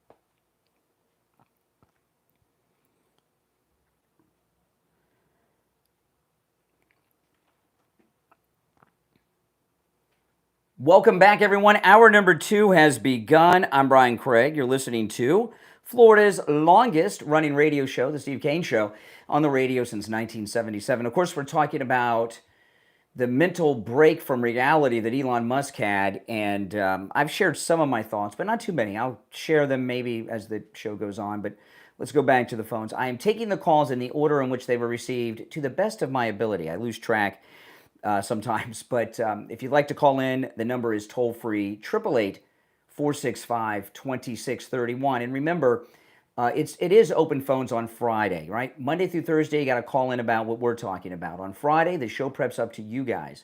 We call it Open MAGA Mic Friday. So you don't have to comment on the Elon break from reality yesterday. You can talk about anything on your mind on Friday's show. Okay, you're on the air. What's your name? Where are you calling from? Hi, it's Sandra from Boca. How are you? All right, Sandra. How are you? Good. So this whole thing about Elon Musk and President Trump, if I can be totally honest with you, I questioned his loyalty to Trump from the beginning. I really did. I thought during the campaign, I said, that's a nice match. I said, that's great. But then once he got inside, I really questioned it, based on a couple things that I saw. Like that day, they had that meeting in the Oval Office where his kid was kind of mouthing off to Trump, and you could see Trump wasn't happy, but he was tolerating it. That was AI, man. Unless you saw it, I saw that live. There was a video that was edited using AI that was fake, that showed Elon's son X saying terrible things to the president. That was not real.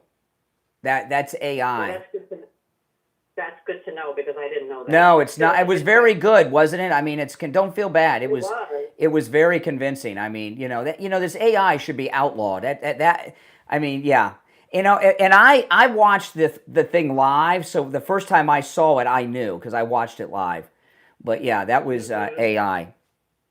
Well, what do you think actually is the root cause of why Elon this is what I said earlier, okay? And this is a little addition to what the president said. President Trump said when he was with the German chancellor yesterday, and don't forget, the German chancellor has Hitler's old job, who was also chancellor of Germany.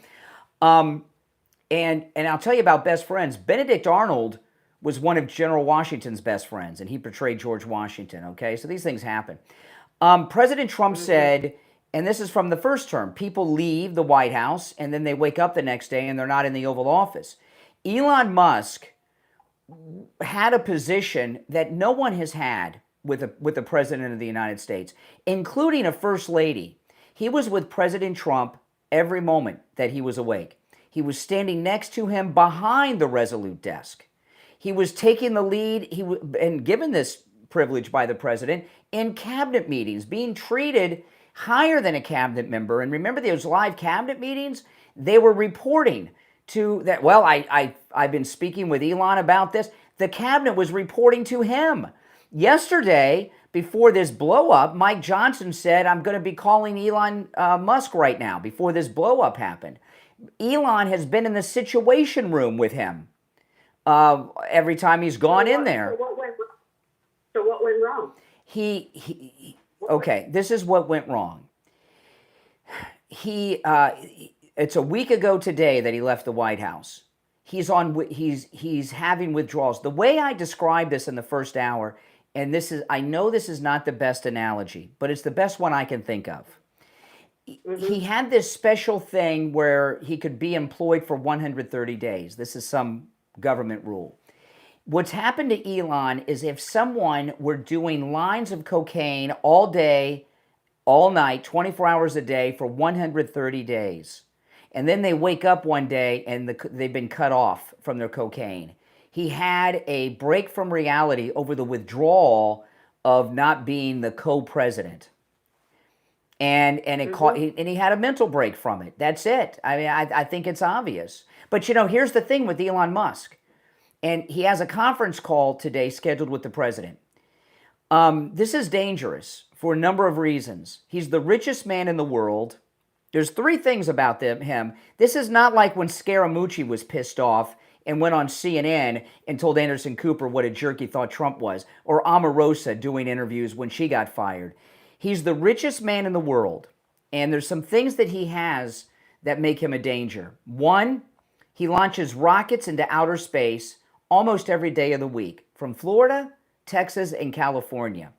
He's had somebody that's that unstable, should they have that kind of control at their fingertips? Second, he owns outright, there's no board on this, he owns outright the largest media outlet that's ever existed with X.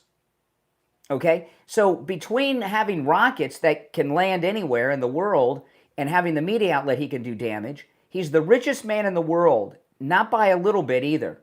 The second richest alternates between a couple people, Bezos and who's that weirdo that owns Facebook? I forgot his name offhand. Those are the second richest people, and they rotate, right? But Elon is twice as rich as they are. right? He has twice the money they have. So he's the richest man by far. He could lay out $2 billion without blinking and use it backing Democrats in the next election, in the midterms. So he is very dangerous, Elon Musk, if he is mentally unglued. And he's not mentally healthy. The way he behaved yesterday, he had a mental break, no doubt. Mm-hmm. I mean, so I don't know. What do you think? But the thing is that it's one thing to have a mental break, Brian, and it's another thing to try to damage the president. Walk away, but why you? He wasn't trying to damage the president. He was trying to destroy him. The Epstein, destroy the man. It's like, okay, you were friends with him for months, and all of a sudden you're bringing up Epstein, and you're doing all these different. I mean, you're right. He's unhinged. There's something wrong there. Walk away. You want to disagree, and not only that, President Trump said something very telling yesterday, because I was listening to him, and he said he knew what was in this bill. Don't think he didn't know what was in this bill. He knew it. Well, because that's not the problem. Usually what I find on a smaller scale, like in relationships, when people that are friends or married couples, when they have a beef, whatever they're arguing about isn't really what they're pissed off about. There's something underlying that. And Steve Bannon said something that a lot of people think is crazy, but I don't necessarily think that. Steve Bannon, he said a lot yesterday, but one thing Steve Bannon said yesterday is President Trump should seize SpaceX last night. And when you're as mentally unhinged as Elon Musk, should he have control of a fleet of rockets? Yeah, I agree. And he said, if he wasn't, he wouldn't be the president if he didn't. And I'll tell you, this is going to sound nuts. Now, he may get his act together today during this conversation. Maybe he needs some medication that he missed, or maybe they'll put him on something. But if he's still unhinged, I would say Elon's rockets are more dangerous than what they're talking about with Iran right now. It could be. You don't know what people are capable of, so I can agree with that. Mm-hmm. You never know. So, but anyway, let's hope he gets it together, like you said. Yeah, let's hope. Because it's very uncomfortable to see the richest man in the world making these kinds of comments. What does he care? With rockets and the largest reach in media in the history of humanity with X, he could destroy the world. This guy. Well, I mean, I'm telling you. I never really trusted him. I never had a lot of confidence. Listen, nobody could have predicted this. It's one thing to have your concerns, okay? But who could predict this? All right, appreciate the call. Good points. Right. Thanks so much. Yeah, I mean, if you're on hold, hang in there. We're going to take our first break of the second hour. I want to talk about coastal weight loss secret. Dr. Zuckerman yesterday, he tweeted me a video of someone from another radio station who used to be, I texted back Dr. Zuckerman. I said, they were my boss back in 1990 something. And I was trying to remember what year it was, but they were like my boss in like 95 or 6 or something. I can't remember exactly, 94, somewhere. It's been a long time. And they've lost over 80, almost 90 pounds thanks to Coastal Weight Loss Secret. And I've heard from many listeners in this audience, both men and women, who have lost a lot of weight thanks to Coastal Weight Loss Secret. It works. And, the cool thing about it is you're eating foods that you would normally eat, and you're not taking prescription medication like Ozempic, and you're not hungry all the time. So you're not out there starving yourself, which is one of the concerns I had. I enjoy some foods. There's some things I enjoy. And if I had to cut out the things that I truly enjoy, like I'm not going to go through a list, but if I had to cut them out, I would be destined to fail. But with Coastal Weight Loss Secret, I didn't have to do that. So I didn't have all these urges for things that I couldn't touch or couldn't eat or anything else. And it's worked. I've lost about 40 pounds, guys, and I'm pretty confident I'm going to stay where I'm at now. But that's a lot of weight for me. And I feel so good. I feel so good. I feel healthier, right? I have more energy. And I got to tell you, it feels good to look good. When I look in the mirror in the morning, when I'm brushing my teeth and I don't have a shirt on and I see that I have a flat stomach for the first time since I was like 20-something years old, it feels good at 54 years old to have the body I had at 22 years old. And that's not a stretch. It feels good. I feel good about myself. Not just physically do I feel better, but I feel better about myself, which makes my days a little bit better too, I must tell you. Call Coastal Weight Loss Secret. When you call, make sure you tell them you heard about them on the True Oldies channel. And I'm so glad that I met them now because, I would have kept gaining weight. So not only did I lose all this weight, I stopped gaining. Guys, I got to tell you, those of you who were with us at Wings Plus on Inauguration Day and took photos with me, please delete those photographs. I don't want to see them, and I don't want anyone to think that's what I look like, because that's before I lost the weight, and I did not look well. I needed to lose weight. I really did. And it stopped a progression, because if I had not met Dr. Zuckerman at Coastal Weight Loss Secret, I would have just kept gaining. And so I stopped gaining, and I lost all that weight. Here's the number, 561-247-6300. 561-247-6300. That's 561-247-6300. And online, coastalweightloss.secret.com. We'll be right back.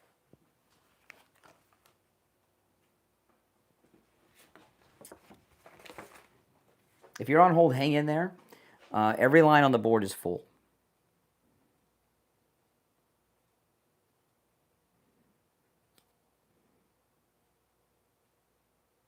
If you're new, make sure you subscribe.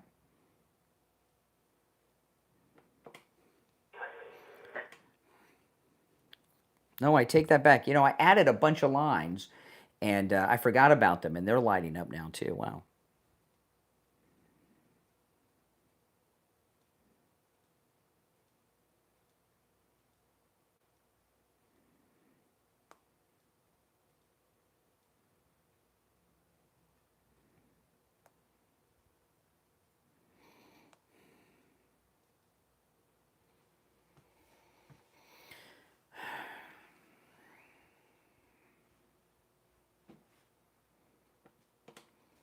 I forgot about all these new lines that we added.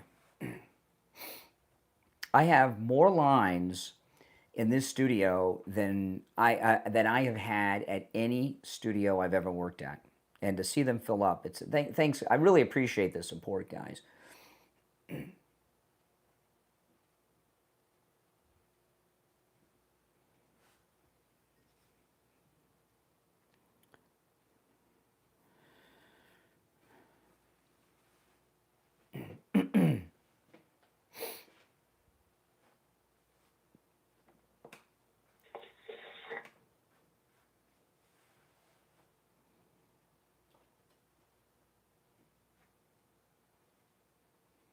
Wow. It's just amazing. I added all these new lines. And I don't always turn them all on. And I was testing them out yesterday, and I turned them all on, and to see them lit up, it's just amazing.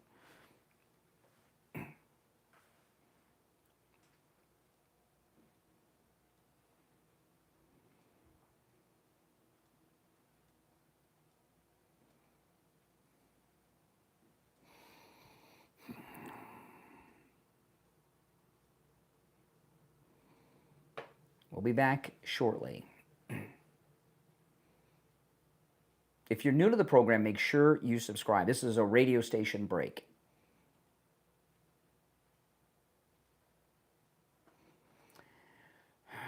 Yeah, I mean, President Trump, he'd said it. Yeah, he had to let him go because he was yelling at Susie Wiles. It was, Tell me in the chat, yes or no. Do you believe Elon's story that X gave him the black eye? Or do you think it was somebody that works at the White House? I mean, what do you think? Was it someone at the White House or X that gave him the black eye? White House or X? Those are the two answers. You can go WH or X. or just W? W or X? Who gave him the black eye?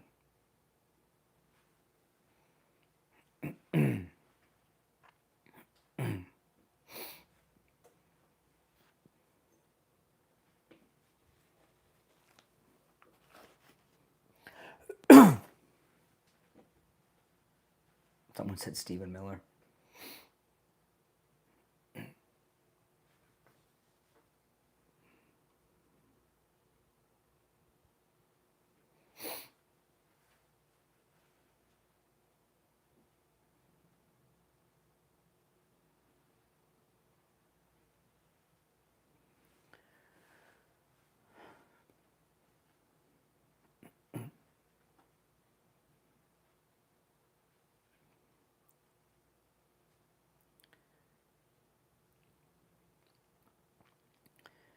Welcome back, everyone. It is Friday, the Steve Kane Show, Florida's longest running radio show. My name is Brian Craig, and of course, we're talking about the Elon break from reality.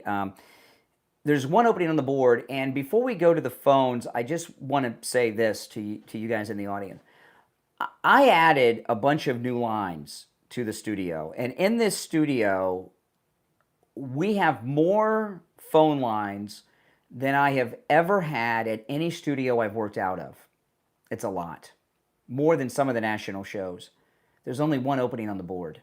It's absolutely amazing. And it's just, I just want to thank everyone, and I on behalf of Steve Kane too, for your support of this program. To look down at a, I'm not going to tell you how many lines, but it's more than a lot of national shows. I'm not exaggerating by that. And probably more than the national shows. I got a deal. And all of them are now lit. That's amazing.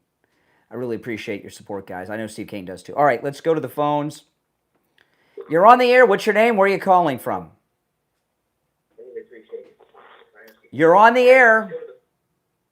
Hey, how you doing? I'm doing all right. How are you? Right on. This is Mike. I've called you once before, and let me turn this stuff down because I don't think I'd get on this soon. I can put you back on hold if you'd like. I can put you on hold if you'd like. I didn't take you in the order. I didn't take the calls in the order in which they were received because I've lost track. But if you want to hold longer, I can put you back on hold. Oh, nope. I'm ready to go. Let's talk about gold, Brian. No, we're not talking. You know, that's one of the rules, and you know better. I knew there was an attitude with him from the beginning. You're on the air. What's your name? Where are you calling from? My name is Ricky. I'm from Western Maryland. All right. What's up, Western Maryland? I think obviously Musk is secretly with the Democrats. Okay. So it's got that feeling. Yeah. Well, let's hope not. Because, you know, he's got the, he makes Soros look poor, right? He's the richest man in the world, the richest man who's ever lived. So he literally could spend multi-billions on the Democrats' midterm election campaign if he chose to. So I hope you're wrong. I just don't trust him right now. No, how can you trust him? I mean, he did not sound sane yesterday. He was not lucid. He was completely unhinged. Yeah.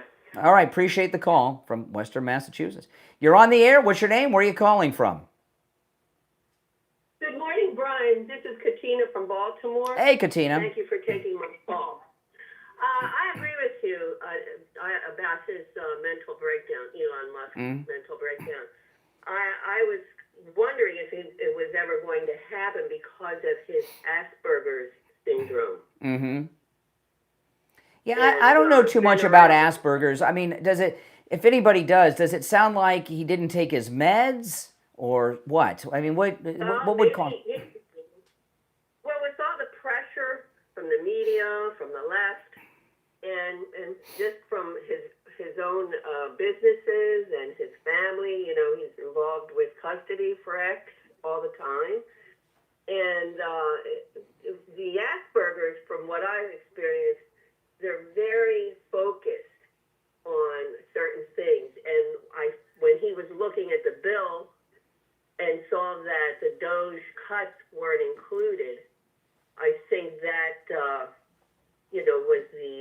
triggering tip of the iceberg. trigger. Yeah. You know, I don't think he. I you know, he's not sadly, the I must say, sadly, because of my line of having a tantrum. a tantrum, yeah, and this is more than the richest man in the world didn't get his way, because you know the businesses that he's in, he's had to cooperate with people from governments, with Starlink, with the space program, and things. And so he's had to deal with governments before and answering to people and boards and everything else. This is a mental break. And the problem is, how do you do an intervention for the richest man in the world? It's not easy. No, but it's for the professionals, right? And well, I'm you know, sure- I'll tell you, like sure Elvis Presley, okay, who was a big drug addict. Oh, yeah. Red West, who was part of Elvis's Memphis Mafia, who went on to be an actor. Red West, he was in Black Sheep Squadron. Remember that television show? He was also in Roadhouse. Yes. He was in he was the mechanic. Yes. He was he was in Roadhouse. He was the guy that owned the auto parts store with you know, in Roadhouse. And I heard him tell a story. Roadhouse. He got fired by Elvis. He was one of the Memphis Mafia bodyguards, and he broke the foot. He broke the foot of Elvis's drug dealer by shutting the door on his foot, and Elvis fired him for cutting off his drugs. And, you know, when you have rich and famous, powerful people, that is a superpower, and it's very hard to the money and the celebrity, especially the richest man in the world. When somebody has a mental break, you can't do an intervention like you can your drunken uncle. And he's very, it's dangerous. This is dangerous.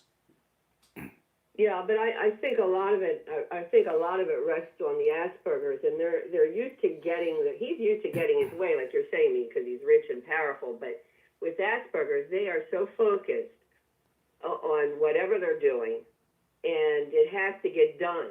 And they can have the most horrible tantrums.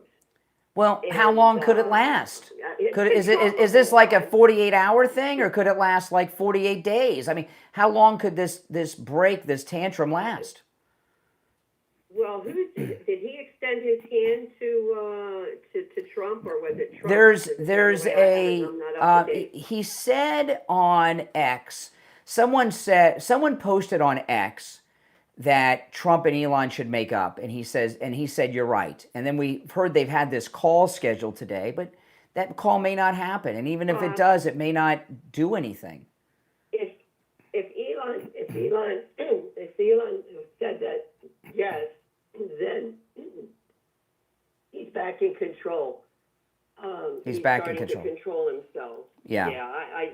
That's been my experience. See, when Trump fired Omarosa and Scaramucci, all they could do was go on The View or something and say terrible things. This guy, because that was all ego. Yes, but That's Elon, all ego and jealousy. Elon has Elon is something different. He has unlimited wealth. He has enough money to. He could spend, if he wanted to, he could spend $5 to $10 billion helping the Democrats in the midterms. He could do it. He could get the cash together. He's got the #1 media outlet ever, and he also has the ability to. He's potentially a greater threat than Iran between his rockets and his control over the internet with with his internet service that so many millions around the world use and depend on. He's almost like a nation state. Well, that's a fear, and that has to be explained to him. And he's not crazy. I'm telling you, I think it's just it's like a child. He didn't get his way. Yeah. And you can reason, but besides that, he's not a child, and he's adult, and he's the wealthiest man in the world. He's a genius. He's our first, Einstein, so to speak, and he can be reasoned with. I don't know, but maybe he took too much Adderall. I don't know. Maybe he didn't take enough. I don't know if we've dealt, and I don't want to. I don't think I'm exaggerating here. With all the things that Elon has on top of unlimited wealth and money. And he could raise money from people too that hate Trump and everything else. He could cause more trouble as an individual easier than even Putin. Putin, while he's a dictator and does terrible things, there's still some checks and balances on him just a little bit because he's got to give orders. People got to carry that. What if he switched off Starlink? What if they had one of the rockets go in the wrong direction? Or what if he turned X against Trump? I mean, he's potentially as dangerous as a rogue nation. And I'm telling you, I know that's crazy, and I have loved him, and I know, and MAGA has loved him. But what I'm telling you is, I think he had a problem, like you're saying, a break from reality. I don't think, but he's got to be reined in and taken care of with his health issues, because he's too rich and powerful to be unglued like this. Well, one thing we can all agree on, Trump has had more than his share, of burdens and of problems, and this is like another one. But I haven't had my espresso. That's okay. So anyway. Well, listen, I got to break anyway, Katina, but I agree with everything you've said. Talking with you. All right, Great show. all right, take Thank care. you. And anyone else who has Asperger experience, I'd welcome your call. All right, if you're on hold, hang in there. It's the Steve Kane Show, Florida's longest running radio show. My name is Brian Craig. We'll be right back.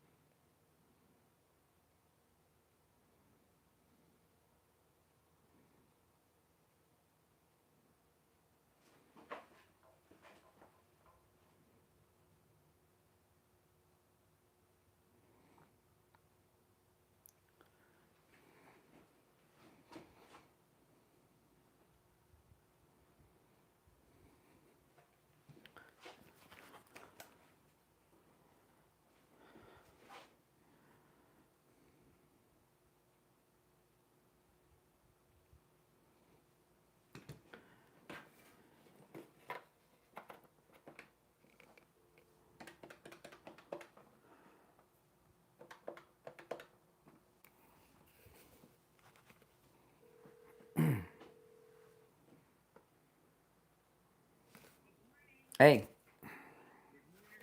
All right, I'm going to put you on hold. We're in the bottom of the hour, okay? Okay.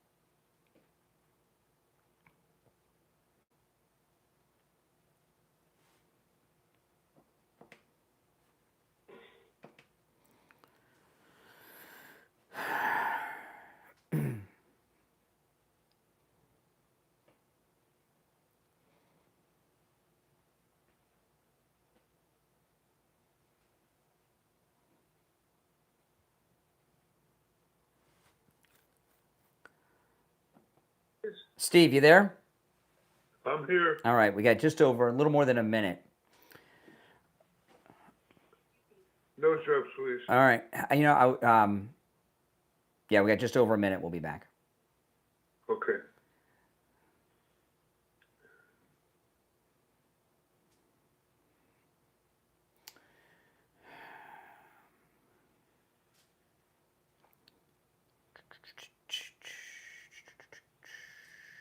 Have you been listening? Not too much. I mean, you missed yes some. and no. Okay. I know what's going on. All right.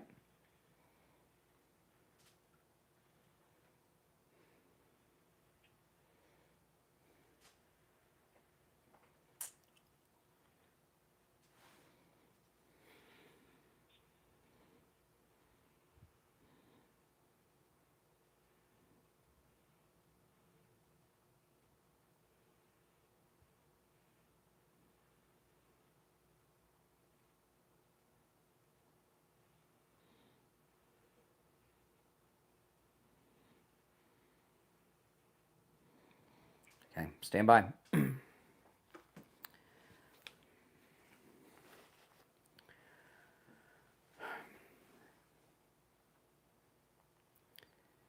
We are back. I'm Brian Craig. You're listening to Florida's longest running radio show, The Steve Kane Show, on the radio since 1977, celebrating 48 years on the radio. Steve Kane joining us. Hey, Steve. Good morning. Let's do something the opposite of what we usually do. Let me tell you where I tuned out, and that'll tell you, at what stage my knowledge is. I watched Sean Hannity last night. At the end of his show, I went to sleep. So that's what I'm up to.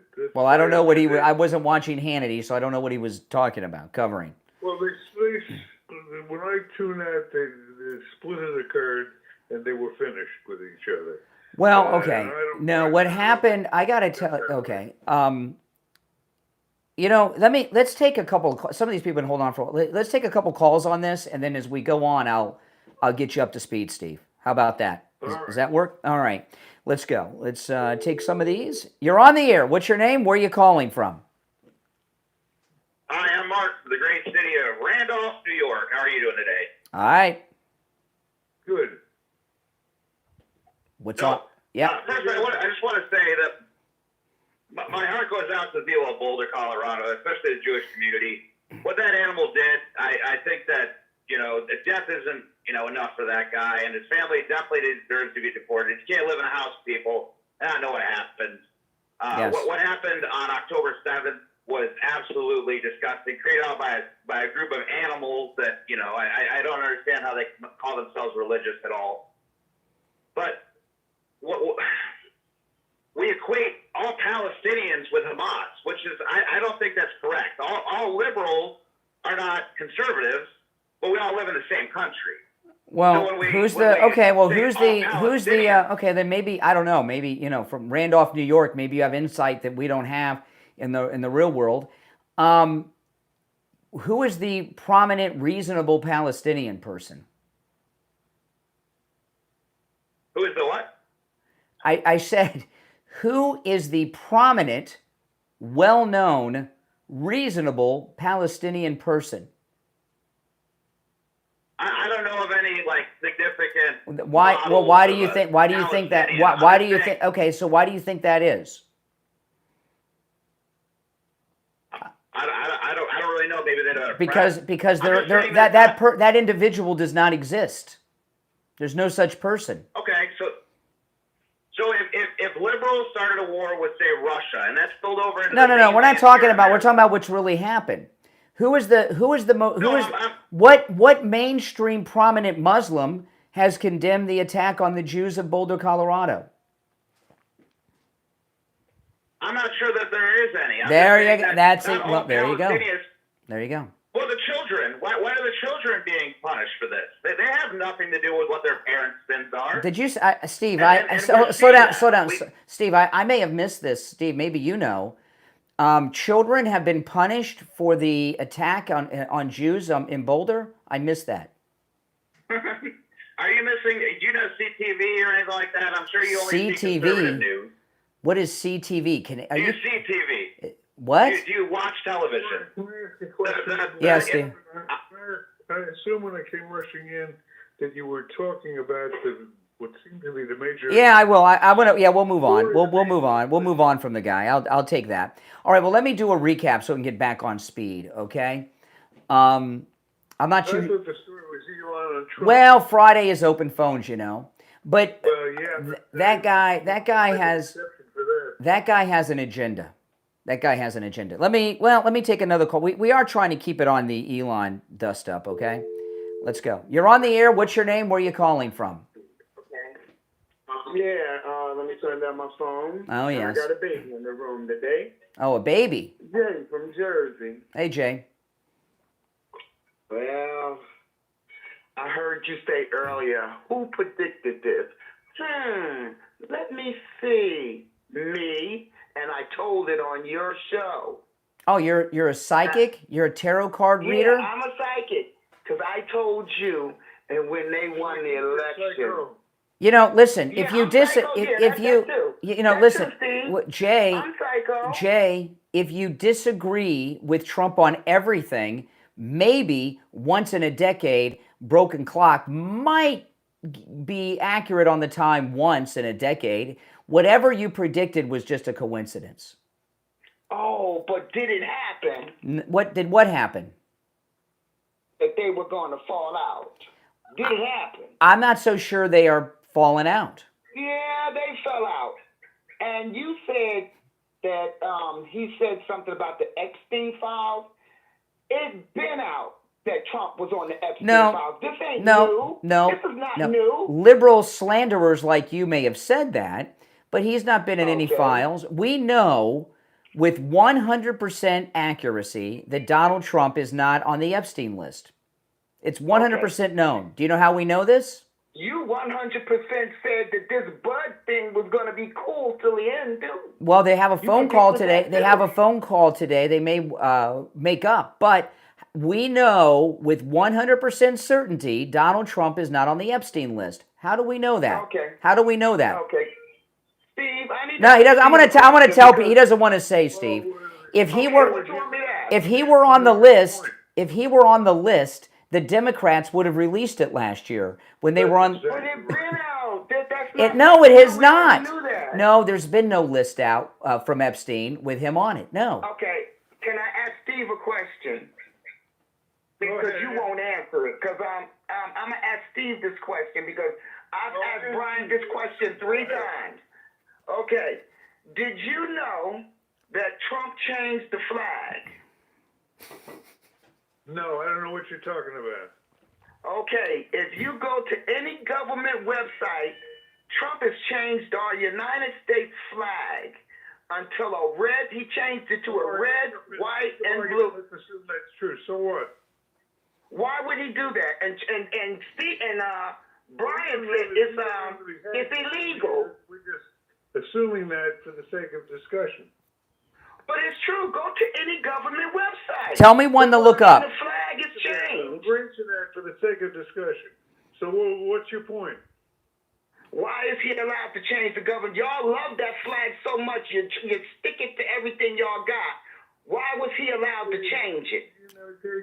Get sober, all right? Yeah, get sober. Okay, all right. You want me to let him go, Steve, so he can... Idiots all the way down. I want to talk about what's really going on here. I don't know what this guy's mumbling about. All right, well, let's talk, okay? Let me get you up to speed on the Elon mess, and then we will break, and we have Attorney Barry Siegel. And we got something coming up with Barry Siegel we got to talk about today. Obviously, Elon had a break from reality, and President Trump gave the explanation yesterday when he was sitting with the man who has the job that Adolf Hitler once had, the Chancellor of Germany. And when he had his press conference with the Chancellor of Germany, he said when people leave the administration and they wake up the next day and they're not in this beautiful office, it's difficult for them. And Elon Musk has had access that no one has ever had except a president, right?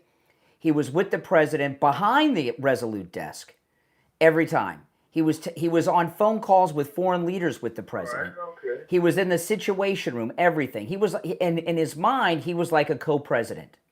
This Elon, this one, and he's got this Asperger's, which is, I don't know too much about it, but it causes mental breaks.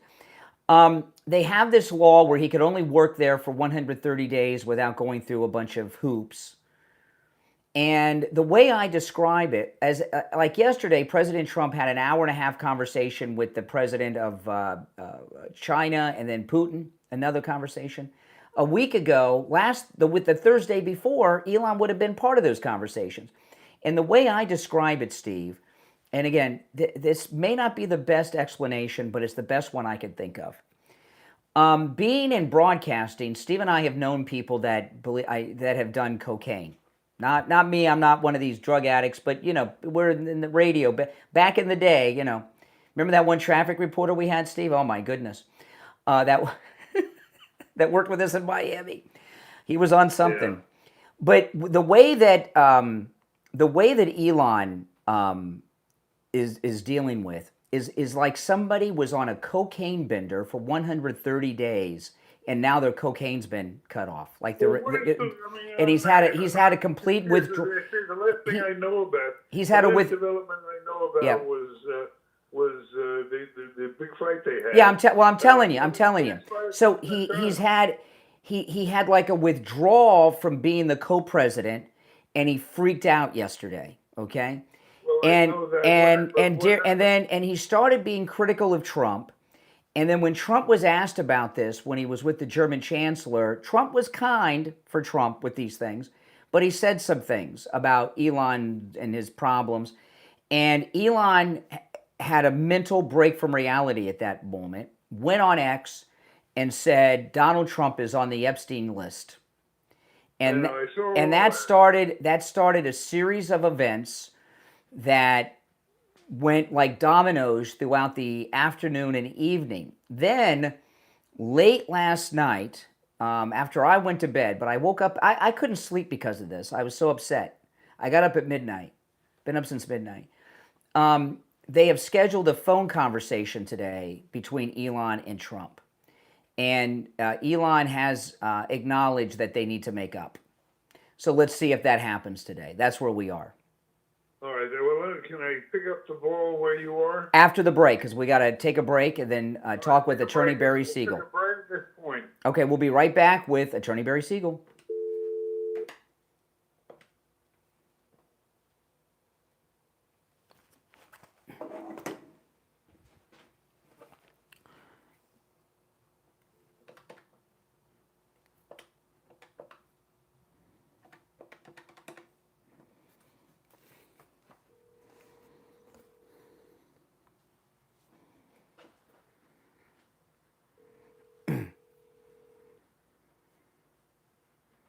Hey, Barry, it's Brian. Hold on. Steve, you there? I'm here. Okay, I'm going to conference Barry in. Okay, so stand by. All right, Barry, we'll be back shortly. Okay.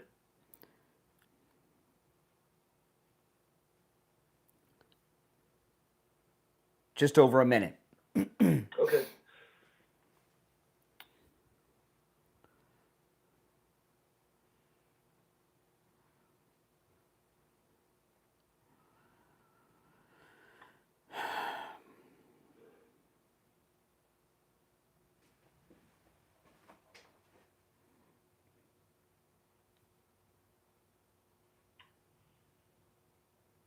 Mm-hmm.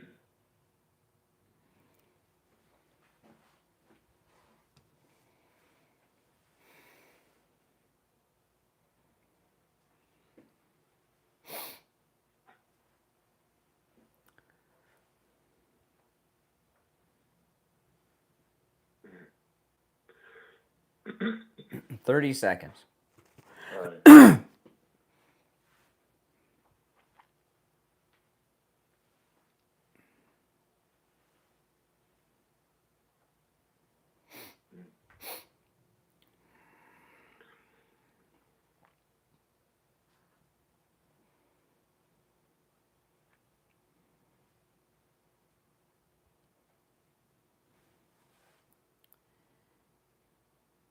We are back. I'm Brian Craig. You're listening to Florida's longest running radio show, The Steve Kane Show. Steve Kane here, and it's time to check in with Attorney Barry Siegel from the Siegel Law Group. Attorney Barry Siegel, good morning. Good morning. How are you guys doing today? Good. And Steve, Barry's doing something. I don't know if you've ever done this. If you have, it's been a long time. You've got a Saturday workshop coming up at your Boca Raton office we got to talk about before you go. But what do you have for us this morning? Yeah, it has been a long time since we've done any workshops on a Saturday, but by popular demand, we're being asked by many people who can't make it during the week. So we're going to do that, and we've also had many people ask for us to do one specifically on Medicaid, and it's also been a while since we've done that as well. So we are doing that June 21st. That's a Saturday morning, of course, 10 a.m. in our Boca Raton office. And really, for any of you out there who are either concerned about a loved one, like a a spouse, a parent, or any other loved one, maybe that person's already receiving care and paying for care, or is on the verge of needing care and having to pay for care, the question becomes, how are we going to pay for it? Of course, if you don't have long-term care insurance, you don't have enough long-term care insurance, then the other options are either spending your own money and potentially working your way down to being broke, or drastically changing the lifestyle that you have or the lifestyle you leave behind for your loved one, for your spouse and your family. So that is what this is all about, because the other option is to qualify for Medicaid. So this seminar is going to dismiss a lot of the myths that are out there. A lot of people think, oh, I have too much money, I have too much income, I can't qualify, that's not for me. You only go into terrible facilities if you have to go to a facility if you're on Medicaid. All of these things aren't true, and we're going to go in depth into all of these things so that you have the right information. And this is also for people who may not be in a situation where you or a loved one is needing care now, but you want to make sure that you're prepared in the future. This is also for you. So June 21st, 10 a.m., Boca Raton. Call our office. Seats are limited. Yeah, and I'll tell you, the thing about Saturday, this is a great thing, because I can't remember you doing a Saturday, one of these before, certainly not specifically for the Medicaid planning. A lot of seniors these days work, so it helps. But I find when I go to your workshops, Barry, and I've been to many of them, a lot of times adult children come and with their parents, sometimes without, but a lot of times with their parents, because adult children understand that it doesn't just help mom and dad or grandma and grandpa, but it helps them too. So those of you that work during the week, this is a very rare opportunity. I do not have a recollection of the Siegel Law Group ever doing a Saturday workshop. I mean, I'm sure you have, but I just don't remember. So this is one you will not want to miss, because who knows when the next one will come around on a Saturday. All right. And this is at your main office in Boca on Military Trail. It is. Okay. Give the Siegel Law Group a call and reserve your seat. 855-FLA-3782. 855-FLA-3782. And online, SiegelLawGroup.com. All right. Attorney Barry Siegel, have a great weekend, and we'll talk next week. All right. You guys have a great weekend. All right. Take care. All right, Steve. All right. So you up to speed on what's happened with Elon and the president? Up to speed, but I think we're at the point where what's interesting is, where do we go from here? Well, it's got to be resolved. This is... it's going to be resolved. I mean, that's what I would predict. I don't think there's any question that it's going to be resolved, because both of these guys need each other. And when they realize that, they take some time out, as we used to say when we were raising children, time out. Remember that? When they take some time out, they're going to realize that they can't accomplish with anyone else what they can accomplish with each other. Yeah. And that they have this is important, they have a common enemy. When they realize that, they're going to bury the hatchet. And I don't know how long it'll take. It could take a week or two. It could be 30 seconds. I see them getting back together. Well, what happened... They're too smart not to. Well, there's a couple of things to factor in, Steve, okay? And let me tell you, I was following this all day and night, okay? And it was one-sided. Trump wasn't going after Elon. He was being as polite as possible. This was not how... Leon was the one that had the blow up. Well, it's not a... I wouldn't say it's a blow up. I think he had a mental break. Leon was... Elon was the blow up. He had a mental break. It was Yes. And this Asperger's thing, I don't know too much about it, but this is what I was trying to tell you, Steve. If he comes out of this mental issue, it'll be resolved. If not, Elon... He's gonna come out of it. I hope so, and I hope he already has. Because of Elon's being the richest man in the world, he's twice as rich as the second richest man. He has a fleet of rockets, and he controls the most influential and largest media platform in the history of the planet. If he is on a vendetta, he's more dangerous than Iran in many ways. And let's just hope that he comes out of this mental break, and hopefully President Trump, as his friend, can do an intervention and get him the help that he needs to stop another break from reality. Obviously, President Trump is the sane one at this point. Yes. Well, there's what I was talking to a caller right before you came on, Steve. there's been people that left during the first term, Scaramucci and Omarosa are as an example. And they went on CNN and MSNBC and The View and ripped Trump. They just were barking nonsense. Elon Musk could spend $5 or $10 billion backing Democrats in the midterms without blinking. He's that rich. And the bottom line is they have a common enemy, and when they realize, when Elon realizes that, he's going to snap out of it. if he snaps out of it, but if he's had a mental break that continues, that's a problem. Yeah, but the fact that he seems willing to have this conversation shows that he's coming out of it. Yes. Yeah. Now, because he realizes what I just said. Now, if anyone has any Asperger's knowledge or experience, I'd like to hear your thoughts. Now, I don't want to hear your personal history or your child's history or your history with it, but I want to know, is there do people with Asperger's have these mental breaks where they go nuts like he did? The question we want to deal with this morning is how this is going to play out. Well, that's what I want to know. If it's Asperger's, if you have an Asperger's incident, is it like a one-day thing, or does it last for 6 months? I don't know. All right, you want to go back to the phones? Yes. All right, let's go. You're on the air. What's your name? Where are you calling from? My name is Timothy. I'm calling from Atlanta, Georgia. All right, Atlanta. Yeah, I used to live in Boca Raton, listen to your guys' show since 2010. I just called your guys' show a debate. I was on the opposite side. But I want to express my appreciation to you and Steve. You guys helped me come around. And I'm now considering myself MAGA.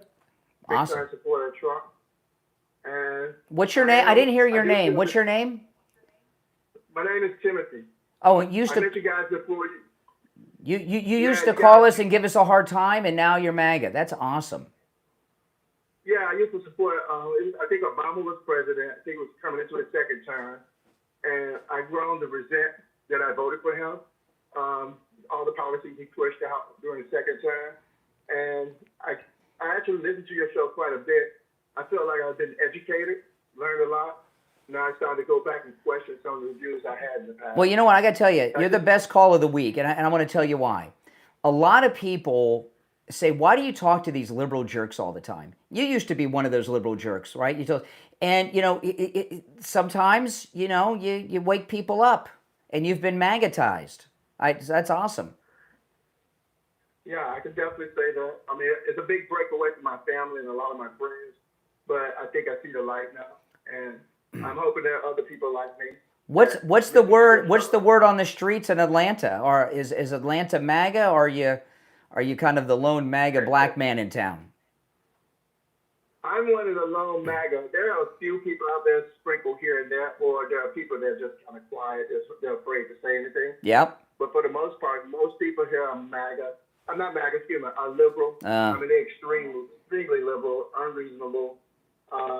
You know, that's just the way it is. Yeah. Well, that's awesome. I'm glad to hear that you've recovered from liberalism and escaped the Democrat plantation. Yeah, this call makes it all worthwhile. Yeah. Oh man. Well, we're about out of time for the hour. But how long ago did you become MAGA? How long ago did you have the awakening? I would say during the time that Biden was in office. There you go. Yes. Yes. I didn't even vote during that time period. That's awesome. Even though I don't think it would have made a difference in Georgia, but yeah, but I definitely voted this time. That's good. And when I voted, it was long lines there. It was long lines, and most of the people were like saying all kinds of negative things about Trump. Well, listen, we're out of time, Timothy, for the hour, but call us again sometime, and good to hear from you. And I do remember you calling. I remember your voice. All right, 1 hour to go. We'll be back right after this break. I remember his voice. I'm gonna put you on hold, Steve, for a minute.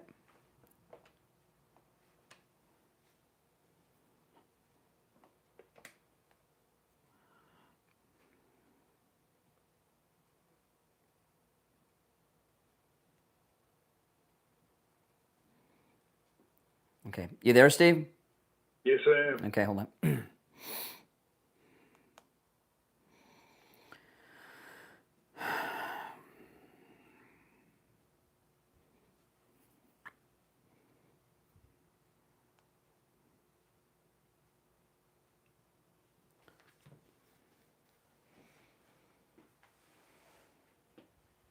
Yeah, he was. I remember him. He was. I remember the voice, not the name, but he was pretty nasty. He was one of those guys calling us racist and stuff. I'm so glad that some big people are coming around. Yeah, Jay from Jersey, Renee from Harlem. I don't know, but.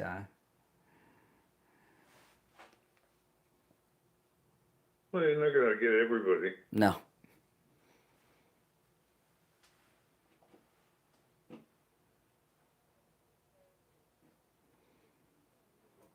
We got about 2 minutes. We'll be back.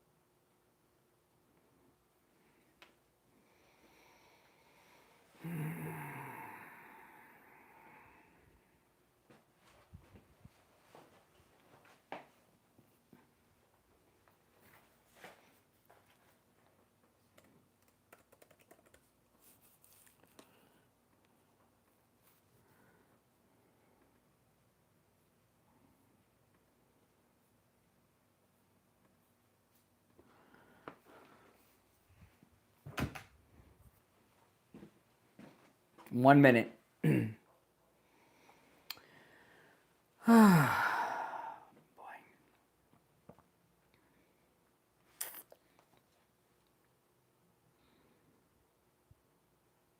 Like to say something coming back. All right.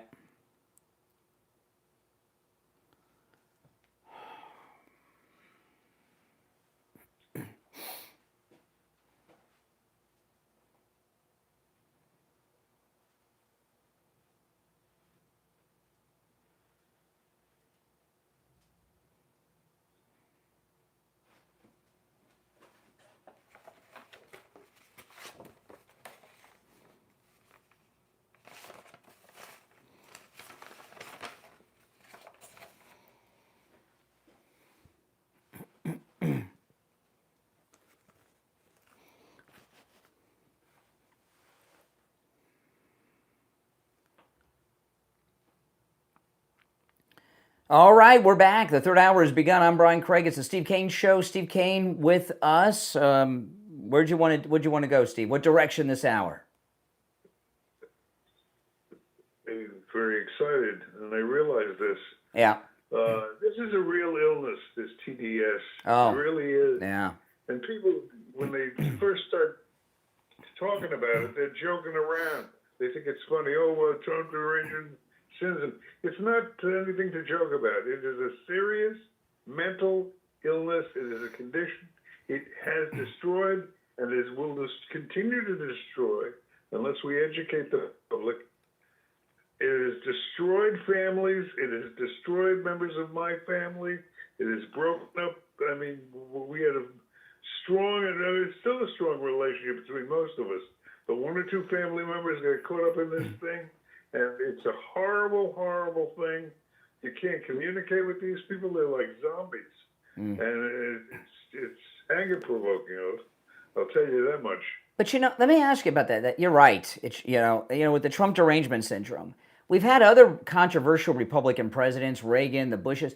Why was there no mental illness with them? There was hate, but why do we have a mental illness with Trump? Because it's an actual condition. It's a physical condition. The other things were small potatoes next to this. Maybe he's the first Republican to do the things that he says he's going to do as a Republican. And they see, Roe v. You know what I mean? There's Roe v. Wade overturned and the border shut down. Trump said last week 3 people got through the border and they only let them through because one of them had a heart attack. Well, that's the thing. He's effective. That's one of the main reasons. Yeah. He's very effective. He means what he says and delivers most of the time. Sometimes belatedly. Sometimes people want them to move faster, but that's their problem. Yeah. Yeah. No, you're right. I still say the important thing is them getting back together, because they can't accomplish on their own what they can accomplish working with each other. And when I think Trump realizes that already, Elon is a little slower in developing, but I think eventually Elon's going to wake up, probably as early as today sometime, and he's going to realize that it was a dumb thing that he did. Yeah. And he made a mistake. You know, he's going to correct it. I would not be surprised if he ends up at the White House over the weekend. It wouldn't surprise me. Oh, absolutely. I think what occurs is going to occur in the context of this coming weekend. Yeah. Yeah. You know, when people are friends, like these guys are like best friends. If you know, when people are close friends and there's a problem, there's the guys. You know, Jesse Waters was talking about this. You know, these millennials and Gen Zers, and they don't get it because they're not real men. But when you're my age or up through Steve's generation, which is the president's generation, guys that are friends can get into knockout, drag-out fights and make up like it's nobody's business. But there's some things came out yesterday that Elon did. He was yelling at Susie Wiles, the chief of staff. He did get into a big fight with the openly gay Treasury Secretary. You know, so and President Trump said that he told him he had to leave. He told him he had to leave, and because he was so out of control. But sometimes maybe you know, Elon's going through a tough time, but he'll overcome it. It's hard to feel bad for the richest man that's ever lived, the richest man in the world, isn't it? I mean, it's hard to say, oh, you know, poor Elon. Yeah, no, I think you're right. Yeah, I would not be surprised if they're at the White House this weekend. It would not surprise me at all. You know, it would not. Before we go to the phones, I just want to say, let me go out the number, then we'll go to the phones. 1-888-465-2631. 888-465-2631. It's a toll-free call no matter where you're calling from. I will say this, that what happened yesterday was almost like a national poll. MAGA stood strong with President Trump. There were no prominent MAGA people who all of a sudden were joining Team Elon during this conflict. Everyone was on Trump's side, and it shows it's MAGA strong. It shows how strong the MAGA movement is, and how much support President Trump has. Because I was waiting for some fake MAGA to be smoked out by this yesterday, and I didn't see. I didn't see any of that, and I was happy to see that, because you know these fake MAGA people, Steve. You know, every once in a while they'll show you their true colors. All right, if you're on hold, stand by. I know a lot of you have been on hold for quite some time. Our number is toll free 1-888-465-2631. Before we go to the phone, Steve, I just want to tell everyone about Friendly Tire in Margate. You know, I've been a customer there for 15 or 20 years. You've been a customer there for starting the day before we started advertising them on the program. You went over to Friendly Tire, and you got such a great deal. The next day we were doing spots for them. And right. It's true. You know, Friendly Tire in Margate has tires as low as $70 a tire that are brand new. As low as $70 a tire, out the door and on the road for brand new tires. And when I say out the door and on the road, what I mean by that is this. When you call Friendly Tire and get a quote over the phone, that's it. Friendly Tire does not charge you to balance the tire, mount the tire, or even dispose of your old tire. So the price you get over the phone is out the door and on the road. Friendly Tire have all the name brand tires that you want. If you're into that, they can get tires for any type of vehicle. They do tire repairs. And also, he has thousands of good used tires in stock as well. Here's the number. When you call, make sure you tell him you heard about him on the Steve Kane Show. He'll take extra good care of you. 954-977-9445. 954-977-9445 for Friendly Tire in Margate. And by the way, he is open on Saturdays. So if you want to go in tomorrow, you can do that. Okay, so your prediction is it'll be resolved quickly. and we'll find out what the jury of public opinion has to say. You're on the air. This is before the weekend's over. Okay. And I consider today day one of the weekend because the weekend starts at 9 a.m., doesn't it, for everybody on Fridays? You're on the air. What's your name? Where are you calling from? Good morning, guys. This is JJ from Mass. Hey, JJ. Hey, JJ. Hey, Steve, Brian. You know, I look at this as definitely a bit crazy, but you know, when I saw this, you know, I've known Elon has had Asperger's. It's under the autism spectrum, but you know, I look at this. It's sort of like Mike Douglas in Fatal Attraction, but without the rabbit. We got a black guy. We got a meltdown. And Elon is definitely. I mean, autism is. You know, people I think know autism a lot more than they know Asperger's, but. If you ever watched Elon around a bunch of people, I mean, I have, and he's very socially awkward. And it's hard for people with Asperger's. I mean, going back to when he was a kid, you know, he was goth, he got picked on. He did not have the nicest childhood, but he's a highly functioning, logical person. And when you go into politics, it's the opposite of that. It's got to drive him a little crazy. You know, the logic of what is right, which is what he wants to do, and Capitol Hill, that's like heaven and hell. Capitol Hill doesn't work on logic. It works on, you know, pigs fly. It works on pork chops flying out throughout the country. And it's very hard for somebody of his, you know, adult side mind and the child side mind to reconcile that. And his relationship with Trump is not based on business. He is really, that's like the friend he never had back when he was getting picked on. Or the dad. Trump's like the big guy. He's like the big guy. the dad or the coach. And his feelings are hurt. Yeah. Yes. Yeah, his feelings are hurt, and yeah, that was one hell of a manic episode of that. You know, But then, you know, this is what I'm trying to get to, because I don't know anybody that has this particular thing. You know, this break from reality, I'm assuming is common with that condition. Is it something that's over in 24 hours? Well, the breakdown, yes, it's sort of like the emotion's gone. Yeah, he'll definitely come off of that, because it's sort of like, it's like a kid. It's like you pick on a kid, you pick on a kid, and then he bursts.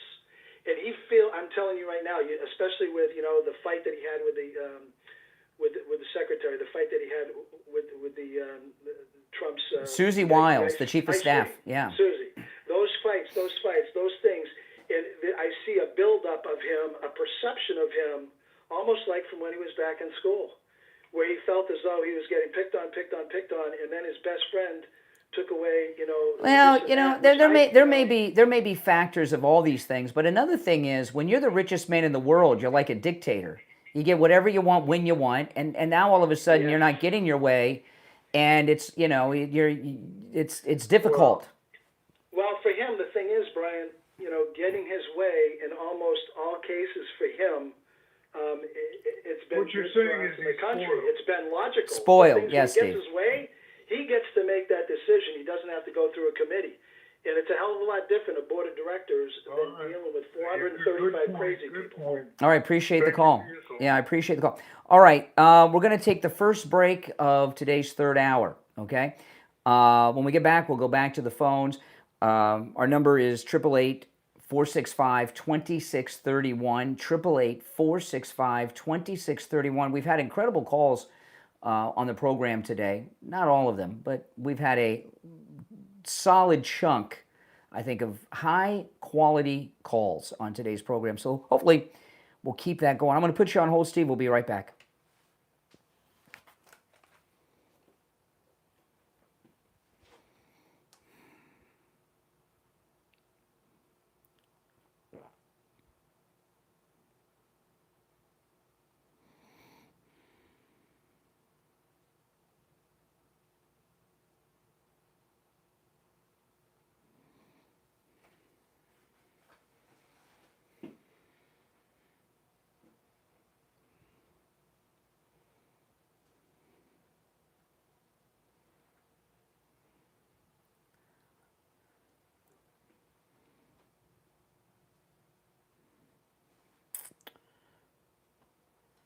All right, Steve, you there? Yes. Okay. We got a couple minutes.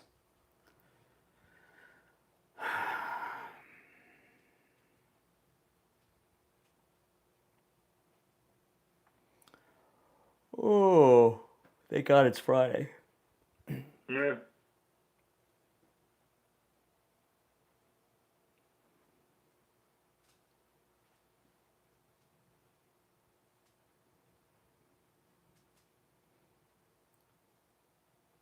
You know, another thing too is what he's doing shouldn't even be debatable, right? All that DOGE stuff, and I think he's confused that there's people opposing catching bank robbers, right? Yeah.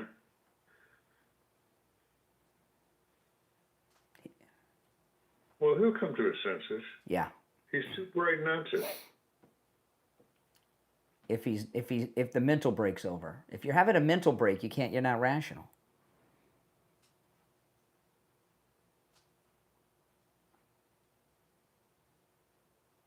People change when the pain gets great enough. Mm-hmm.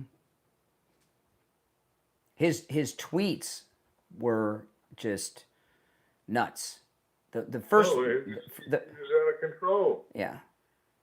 Now he's going to be approached by all Don's enemies. Yep.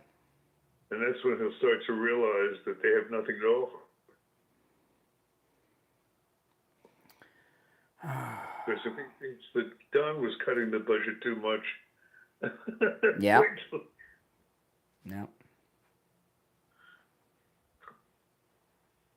You know, I checked out one of those cyber trucks last weekend. Ugh. They're not that special.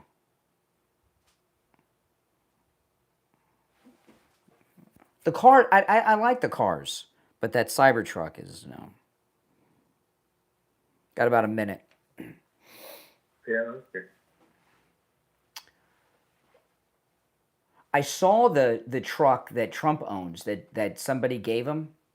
I've seen it driving around 3 or 4 times lately, and I can never get close enough to see who's driving it. Remember somebody gave him one that had him when he got shot on it? And I keep seeing it driving around town, but I can never get to see who's driving it.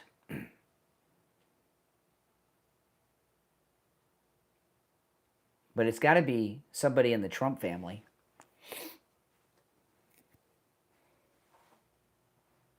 Okay. I'm going to put you on hold for 1 second. Hold on.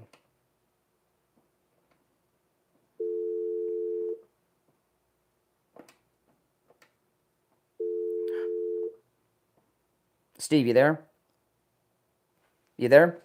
No, I lost him. Thought so.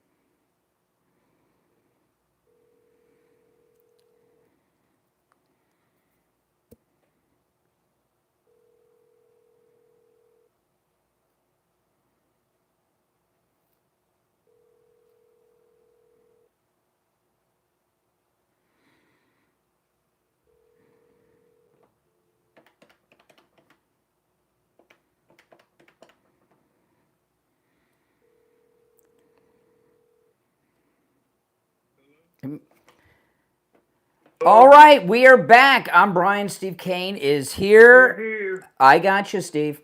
Okay, we're going to go back to the phones in just a moment. 1-888. I can't hear anything. Oh, okay. Well, I'll put you on hold and we'll do it all. Okay. All right. Let me try it again. I lost Steve. All right, you back with us, Steve? Am I? You tell Yes, me. I got you. Okay. Yeah, your phone got you got muted for a second. Low, but go ahead. That's okay. Well, I'll talk louder. You know, we were talking during the break, and I wanted just to throw this out. You know, something you said to me during the break, Steve, which I thought was really good. Right now, and since yesterday, all of Trump's enemies have been reaching out to Elon. And these are some real despicable people. I mean, and it's going to be a big wake-up call when he hears from those people. He's really going to be, I can only imagine the people that have been trying to call him in the last 24 hours. It's like America's Most Wanted. He's been getting a call from it. Exactly. Yeah. All the evildoers. No. If he thinks the budget he was presented was tight, wait till he sees what the Democrats have in mind. Mm-hmm. Yeah. All right, back to the phones. We shall go. You're on the air. What's your name? Where are you calling from? Hi, it's Courtney. I'm calling from England. Courtney. Is this your daughter, Steve? Courtney? It's my daughter. It is. Well, you're on the air, Courtney. Oh, sorry. I thought I was sorry. I'm just calling because I have some training with autism and Asperger's, which actually we can't talk about or call Asperger's anymore because Hans Asperger's, who he's named after, was complicit with Nazis. Oh. So they kind of had to change the name in 2013. I just want to say that for one thing. I didn't realize you had an expertise in such matters. You getting ready for On that, on the top of United having, States? I am, yes. But I was listening to the show this morning, and I found it really interesting because it's something that I do know about Asperger's, and I've been following about what's going on with Elon and with Trump, and you know where I stand with Trump. I'm sorry. Well, let me ask you because is the let's not get sidetracked on that and cause a family score. Well, by the way, for you, this Courtney Kane, one of my daughters that didn't freak out. Yeah, so what we're trying to find out we'll for the conversation we'll call it Asperger's because that's what it's commonly known as in the United States. The way that Elon Musk behaved, like two questions, because he had a total break from reality yesterday. One is the way he behaved consistent with some type of Asperger's outbreak, and how long do these things last? Yeah, I believe it is. You can get a thing called psychosis during it as well, where his mental state could go into a whole different reality, and that's what he sees as reality, even if it isn't the truth. So he can, he's been posting stuff about Trump being seen with Epstein, and just that little thing can start a whole story in his head to make it believe at the time that's what's going on. So he's had a fit. He's not got his way on one thing or another, and he's just taken it out of proportion because they overreact massively with Asperger's, with autism, anything on the spectrum. They can take something that's so small and it could be the end of the world to them. He is a very powerful man, so he's going to try to do what he does best and try to take things down, really. Mm-hmm. Let me ask you this. This is my daughter that is, as with most of my children, who've held on to their sanity. Do you think there's any hope for Rachel? Because that's her sister who is basically... I love Rachel. Not talking to anyone in the family. That's a no. I love Rachel, but I haven't even spoke to her, so I don't know. But what I do want to say is what Elon's going through, though, could last from anything through a few minutes to a couple days to a couple weeks. So when he's finished, though, he's going to feel bad about it, and he's going to have a mental break on that, where it's a lot of apologies and, I'm sorry, and regret, groveling, basically. Regret. Yeah. You think he's fixable? Who? Elon? Yeah. Yeah, I think so. I think after he snaps out of the psychosis, we'll call it, it's just he's gonna feel massively a lot of regret, let's say. Yeah, I got to tell you, this is Courtney, who is Steve's daughter, and your English accent is. Yeah, your English accent's getting heavier and heavier and heavier. I mean, it's like this is. I mean, you sound like I got to tell you, just from my ear, you sound a little bit like Mary Poppins. Oh gosh, maybe I've been around Hazel too much. See this is not a Cooper City, Florida accent. No, I'll get that back once I move back, though. So you and your family of four boys are getting ready to move back to the United States next year, right? Yeah. Well, we're coming back for a visit to start getting everything up together. Obviously, it's a long process because obviously there's a lot of stuff going on with immigration that we have to overcome. But Well, you're an American. you You and your kids are Americans. Yeah, my kids do have the American citizenship now, all 4 of them officially after last year, but my husband's British, so he has to go through the whole process now. Oh. Well, we can't wait for you to join the family over here, and nothing can compensate for the unfortunate thing that happened to your sister. Yeah, we'll put in. Tell him you could tell. You used to not like Trump very much. Well, but tell him a little bit about what Trump derangement syndrome has been like when you went through it. You seem to have recovered well. I don't know about that. Yeah, thank you, Brian. I don't know about that, Steve. Yeah, the thing is, they show stuff over here. Obviously, I've got my New York Times and Oh, things, but New at York the same Times. time, yeah. On top of the fact that you're living in Great Britain. Yeah, well, she's living in a Muslim country, Steve. So there's a problem with that too. There's a lot of pros. The thing, I don't know. I just don't like starting fights with the family. I appreciate other people's opinions, and I'll take every people's opinions. I'll have my own, but oh boy.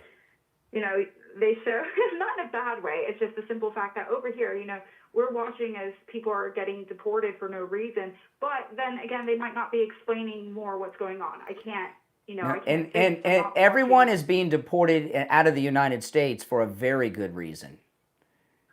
Yeah, I've seen the bad ones. Don't get me wrong. Your radio debut. Will you call us from time to time? Let us know how you're doing in Great Britain.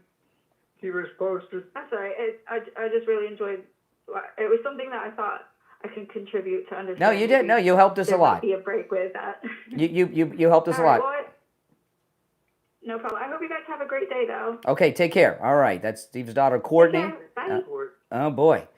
Bye, baby. So you have at least 2 children that have Trump derangement syndrome because she admitted it. She said. Well, she had it, but I think she's well into her recovery. Yeah, she's still got it. She may not have it as severe as your other daughter, but oh my goodness. Anyway, our correspondent from Great Britain, Courtney Kane. Yes. Now, I want to tell you this, though. Today's Friday. This is the first day of the weekend. If you're suffering with aches and pains, go see Dr. Appleton. Steve, his laser away pain treatment not only works, the treatment, it works and lasts. The first time Dr. Appleton rid me of pain, which was in my right knee. I'd suffered from pain since I was 20-ish, early 20s with that knee. And as I got older, it got worse. That was the first thing he rid me of pain using the laser away pain treatment. In August, it will be 3 years since he rid me of pain, and the pain has not returned. And by the way, the 6 times on top of that he rid me of pain, the pain has not returned either. So the laser away pain treatment, it works and it lasts. And the reason that is because Dr. Appleton, when you get an examination with him, he is able to determine where in your body the pain is coming from. He treats that part with the laser treatment, and it repairs the damage that's causing pain. I went in, Steve, for my shoulder, and I was in pain all the way down my arm and into my hands. And Dr. Appleton, he examined me. He said, the pain's coming from right here, Brian. He was pointing this part in the shoulder. I said, Doc, it's my hand. I can't. He says, it's coming from here. I said, okay, you're the doc. He treated me there. Boom, pain gone. Whole arm and hand, pain gone. Shoulder, arm, and hand, gone. Has not returned. It's amazing. The laser treatment works. There's no shots, no drugs, no surgery, no downtime. It's 100% painless. You don't even feel the treatment as it's happening. Dr. Appleton performs all the laser treatments himself. And appointments are not necessary. Walk-ins are welcome even on Saturdays because Dr. Appleton knows when you're in pain, you need help, you need relief, you need it now. So go in there. If you can't make it in today, go tomorrow on Saturday. Walk-ins welcome then too. Give him a call and say bye-bye to your pain like I've done 7 times. 954-973-0710. 954-973-0710. And online, AppletonCairo.com. We'll be right back. All right. I knew that was her on the line, Steve. That's why I was dancing around with you there. That was great. She did okay. Uh-huh. For her first time. Well, first time since she was like 8 or something. Yes, really. No, she came on when she was in high school and made that virginity pledge, remember? Yes, I forgot about that.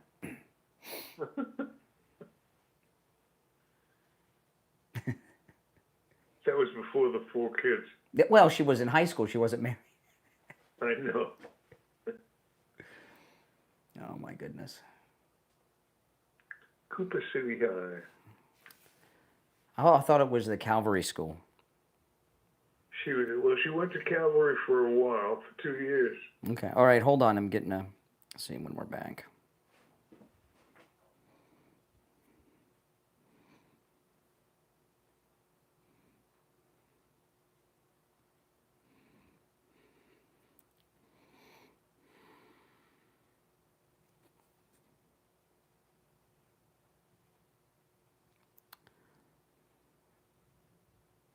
Okay. We're back in 2 minutes. Yeah, I think there's a universal agreement that it's that Asperger's thing. And he'll snap out of it. I think when he realizes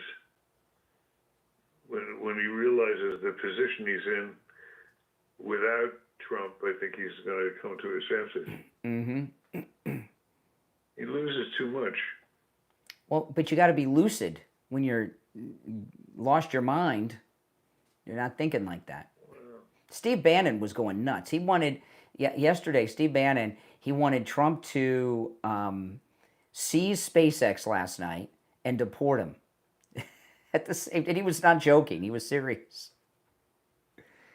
Steve Bannon saw it as an opportunity to get back in the White House, obviously. Yeah, really. But I don't think...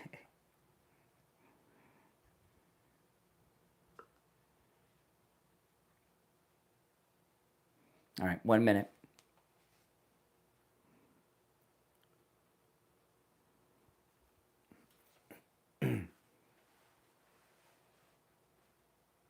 She does sound like Mary Poppins, though.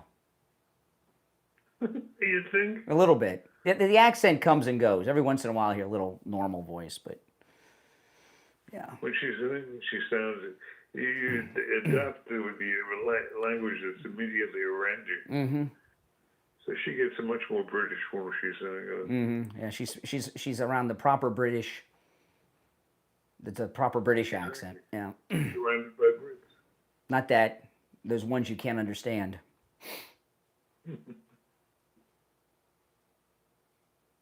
Her boys have accents. Yeah, well, yeah. All right, stand by.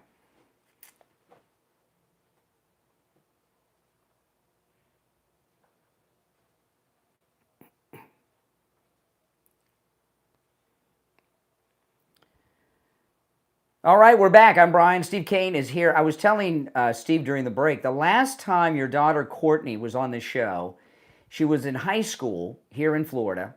And so she was a teenager. I don't remember what year of high school it was, but she came in and made a virginity pledge on the radio. Remember that? I remember it well. That was before she had 4 boys. If she was telling the truth, yes. No, but she was in high school then. It was before she was married.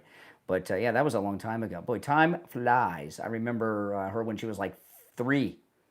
Time flies when you're having kids. Wait, there was that. Well, remember at WFTL we had those trading cards. Yes. And we had baseball cards made, and there's not one of me because they were made right before I started there, so I wasn't in the baseball card set. It was like a month before I got there. You did that, but she was the mascot, and she was like 4 years. They're worth a lot of money today. They are worth a lot of money, and I have several unopened packs of them. All right, let's go to the phones. Let's go. You're on the air. What's your name? Where are you calling from? Hi there, Steve, Brian, Louise, the masked lady in Boca. Yes. Hey, Louise. Yes. Hi, Steve. Long time no talk. I just wanted to ask, I'm a little confused. What was the whole thing that triggered this? Was it that Elon was against the bill? No. Big, beautiful bill? No. President Trump talked about. From what I can tell, I think what triggered it was he stopped. Trump announced that he was not going to subsidize the electric cars anymore. Yeah. And I can see where Elon would be upset by that, given what he sacrificed for the Trump team. I thought President Trump said he knew about that. Oh, he knew about it. Well, President Trump's story. No. President Trump said that wasn't what it did it. President Trump, when he was with the German chancellor, said when people leave the White House and they wake up the next day and they're not in this office, it causes a depression. And that's what President Trump says. He's not at the seat of power anymore. But it's a mix. But he knew he was going to be there for only a limited number of days. But you know what? We're all knowing it and experiencing it are two different things. Yeah, we're all dying, but you don't worry about it till you're on your deathbed and they tell you you're dying, right? Okay. Now I have to quickly ask. I haven't listened from the beginning. Is Richie okay? Richie the bus driver? Your boyfriend? Was he not okay? I haven't heard from him. He's in a self-imposed exile, like Elon Musk. He's had a break, and from being lucid, and has created all kinds of things that he should be mad at me about. Oh, okay. Which none of which are true, because I've done nothing to him other than kind of make him famous. Yeah, I thought I just haven't heard him. Richie is to me right now what Elon is to Trump right now. Okay, so you think it was the fact that he was leaving the White House that he got all. Well, this is what that's what Trump said. And Elon, if you go back, Elon was like higher up than the cabinet members. In these cabinet meetings, the cabinet members were reporting to him. And so he was, in effect, I don't want to say a co-president, but in his mind he was. And no one in history, not even a first lady, has had the role or access that Elon had. Right. And you lose that on a dime, it causes problems. I mean, it's got to be a big letdown. All right. Okay, I'm still not clear about it. The president asked him to leave. Well, he was apparently, and as things got heated yesterday, after the Epstein thing, okay, Trump started saying some stuff. Apparently, Elon was yelling at Susie Wiles, who was the chief of staff. Pretty bad, which is unacceptable. And then there was some report of a big knockout, drag out with the Treasury Secretary. And Trump said he asked him to leave, which means he fired him. Yeah. And I got to tell you, Elon, they firebombed his dealerships. We know everything he's been through, and he's taken a big financial hit. Although he's still the richest man in the world, but that's why I think he was upset. I mean, he figured that Trump would make it up to him with government business. He feels owed. Yes. And now the electric car was supposed to be mandated. Was that it? Yeah, the Democrats mandated we were all going to have to drive and purchase electric vehicles by some year. That's gone. Well, I mean, Elon knew that. That's what Trump said. Never. Listen, Trump were you at your age? Are you a widow?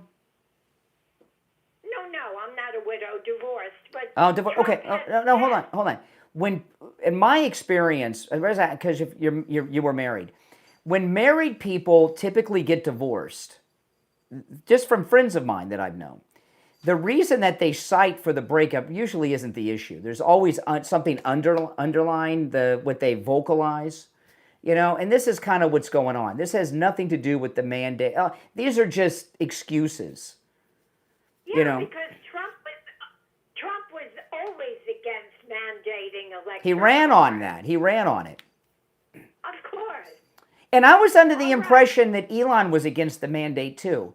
You know, and I'll tell you, you know, I think Elon likes Teslas being kind of like the luxury special brand. He doesn't want everybody to have them.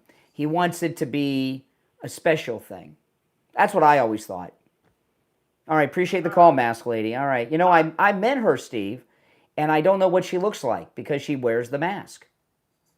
You know, didn't know. I'm serious. She was at the Barry Siegel workshop that I went to a while back. All right, let's go. You're on the air. What's your name? Where are you calling from? Hey, Brian. Never Trumper Steve here. How you doing, Steve? Oh, you must be in all your glory today. Say again? What's up? Hello? Yes. You there? Well, he's a liberal, Steve. He's never fully here. Go ahead. You're on the air, Never Trumper Steve. You can hear. I heard you laugh. I heard you laugh. Yeah, I tried to get through on Monday. I just couldn't after you indicated, based on Friday's au revoir from the Oval Office, that they were really tight buds. And I was trying to get through to say, really? He just got fired. How could you say that you know, they're tight buds? And you believe what Trump said yesterday, that he was fired. So basically I was correct. But there isn't any one thing that caused Musk to go off yesterday. It's a combination of lots of things. I think you'd agree with that. But what we have here in the flesh is what pay for play does. He paid, Musk did, to help Trump get elected. I'm not saying that made the difference, but he certainly gave him a few votes for all that money. And Musk wanted fully to be paid back for it. And when he didn't get a few things, like the credit for the electric vehicles, and he was denied his Starlink satellite system for air traffic control, and he was denied his friend becoming the NASA administrator, he went off. Well, you know, I got to tell you, never. Accurate. It's all accurate. This is a great call because Never Trumper Steve is telling us what an upstanding, lawful, great, moral president that President Trump is. That the richest man in the world thought he had bribed him, and he didn't give him anything. There's no pay for play with President Trump. So, really? Well, now you're going to disagree with me because now he's going to change his tune. When you say Trump was being moral, when Musk stopped U.S. aid in its tracks, then according to many people, that Musk, the world's richest man, helped starve and cause the death of a lot of babies in foreign countries. Just say not according to. Say according to liberals. Yeah, The View. They said that on The View yesterday. The number's 300. The talking point that you've forgotten is because of Elon Musk shutting down USAID, 300,000 people are now dead. That's the talking point. Sonny Hostin said it on The View. I've gotten a couple. Babies are dying. You can't deny that. People are dying. People are dying all over the world. But if babies are dying because responsibility of the United States government. If babies are dying because of President Trump and Elon, don't you think I'd see this on CNN and MSNBC? Well, yeah, you should have by now because it is. Well, why haven't we? Then why haven't we? Even if you heard it, you wouldn't. No, but why haven't you? Know, why? Oh boy, you know when you're talking to. But I have heard it. No. No. I'm talking about it being reported.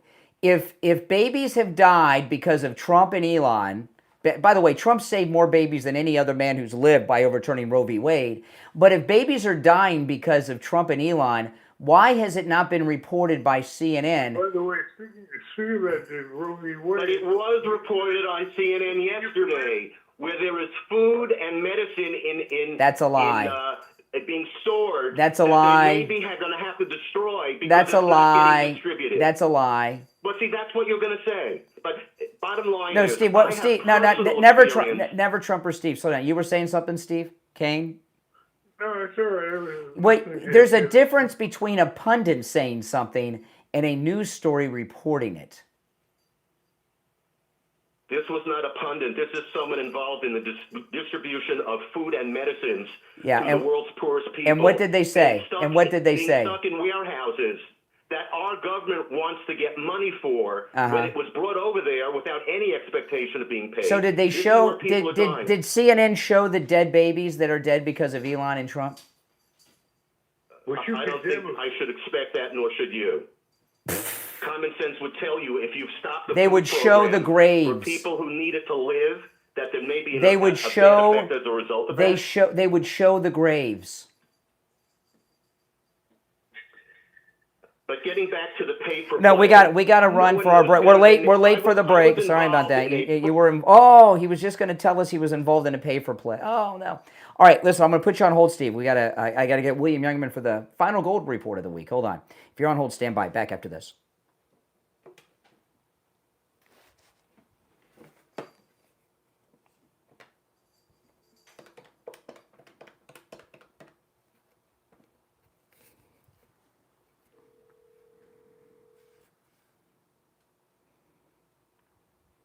Hey there, hold on. Steve, you there? Yeah. Okay, I'm gonna. I'm here. Can you hear me? Yeah, stand by. I'm gonna get William. All right, William, stand by. We just have a short time. We'll be back in 1 minute. 1 minute.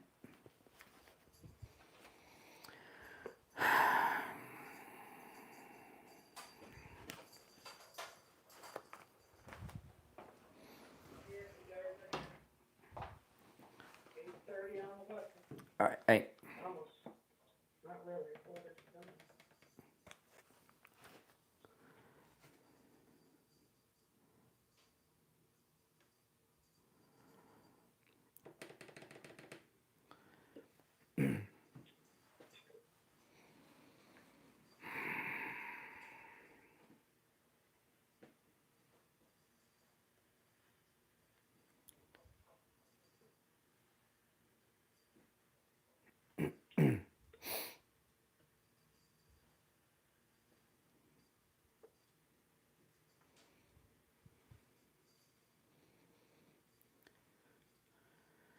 We are back. It's the Steve Kane Show. Steve Kane is here. I'm Brian, and it's time to check in with William Youngerman from the offices of William Youngerman Incorporated in Boca with the final gold and precious metals report of the week. William Youngerman, how the metals looking? Well, metals are looking up again after yesterday's a little bit of a pullback on gold, but up solidly on the other white metals. Gold trading yesterday in a range of $3,336 all the way up to $3,405 before pulling back to close at $33.51.40, down $21.30 on more profit taking. Silver up $1.11 yesterday, closing out the day at $35.58. Platinum gaining $48, closing out the day at $11.38. And palladium was up $10 at $9.88. Overnight, we saw gold trade in a range of $33.44 all the way up to $33.76. Right now, we're at about $33.52. That's up about 60 cents. Silver up another 56 cents at $36.14 the ounce. That's right, $36 silver. And platinum up $23 at $1,161. Palladium up $42 at $1,030. So metals are doing very well. Wow, silver is on fire. Yesterday you were talking about some of the 1 ounce silvers, and somebody had asked me to ask you, but you guys can ask your questions of William Youngman and his staff after they open at 10. But you were talking about silver rounds and what a great deal they were. Can you tell people what silver rounds are?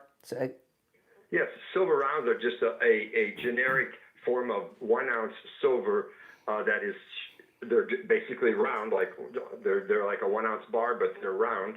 And they're 999 pure silver, and they have different. They come from different mints and have different pictures on them and stuff. But they're 1 ounce of pure silver. Yeah, and they're Usually really good. Traded and popular. And they're really good deals. You get really good deals on those silver rounds. Yeah, and it's basically like it's like a silver coin, but it's not a coin. It's 1 ounce of silver, and it looks like a coin. And some of them have really cool designs on them and are collectibles. Listen, William Youngerman opens up at 10 a.m. And remember, at William Youngerman's, all the metals are available for immediate delivery. The address is 150 East Palmetto Park Road in Boca. on the first floor of the Bank of America building just east of US 1 Federal Highway on the south side of Palmetto Park Road. You can also give them a call toll-free, 1-800-327-5010, 1-800-327-5010. And you can find both his address and phone number online at williamyoungerman.com, williamyoungerman.com. All right, William Youngerman, we'll talk on Monday. Okay, have a great day. All right, take care. Wow, did you hear that, Steve? Silver at $36. I mean, my goodness. I love it. Phew. That's crazy. It's crazy. Pretty amazing. It sure is. All right, guys. So just to give you an update on the Elon saga, it's still being reported. There's no change that President Trump and Elon have a scheduled phone call today. And if Elon is willing to have a phone conversation, if that happens, that means he's recovered from his bender. That's how I would take it. If he was still having a break, he wouldn't be agreeing to phone calls. All right, back to the phones we shall go. You're on the air. What's your name? Where are you calling from? Yeah, good morning, Brian. Good morning. Good morning, Steve. Oh, speak of the devil. Yeah, I have to say, I'm going to say, I've been listening to your show, and I have a different point of view here. You guys seem to think it's the Asperger's that caused this outrage. I happen to think what happened to him caused the outrage, and Yeah? Uh-oh, we lost Richie. Your phone cut out, Richie. Oh. Can you hear me? I can hear you now. Go ahead. Can you hear? Yep. Okay. The Asperger's are a symptom. Him and the medication he's on.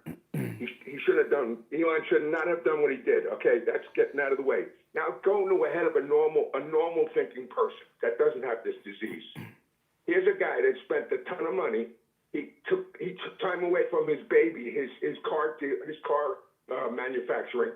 He took his time away from everything, devoted all his time and money to get President Trump elected. Okay, he gets President Trump elected. President Trump's been very good to him, by the way.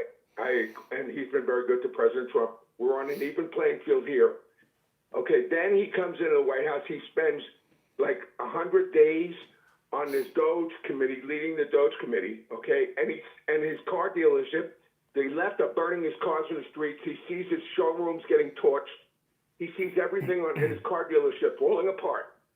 Okay, and then he gets a look at this bill that I'm not talking about the subsidies for the electric car. I'm talking about, not the subsidies, the mandate.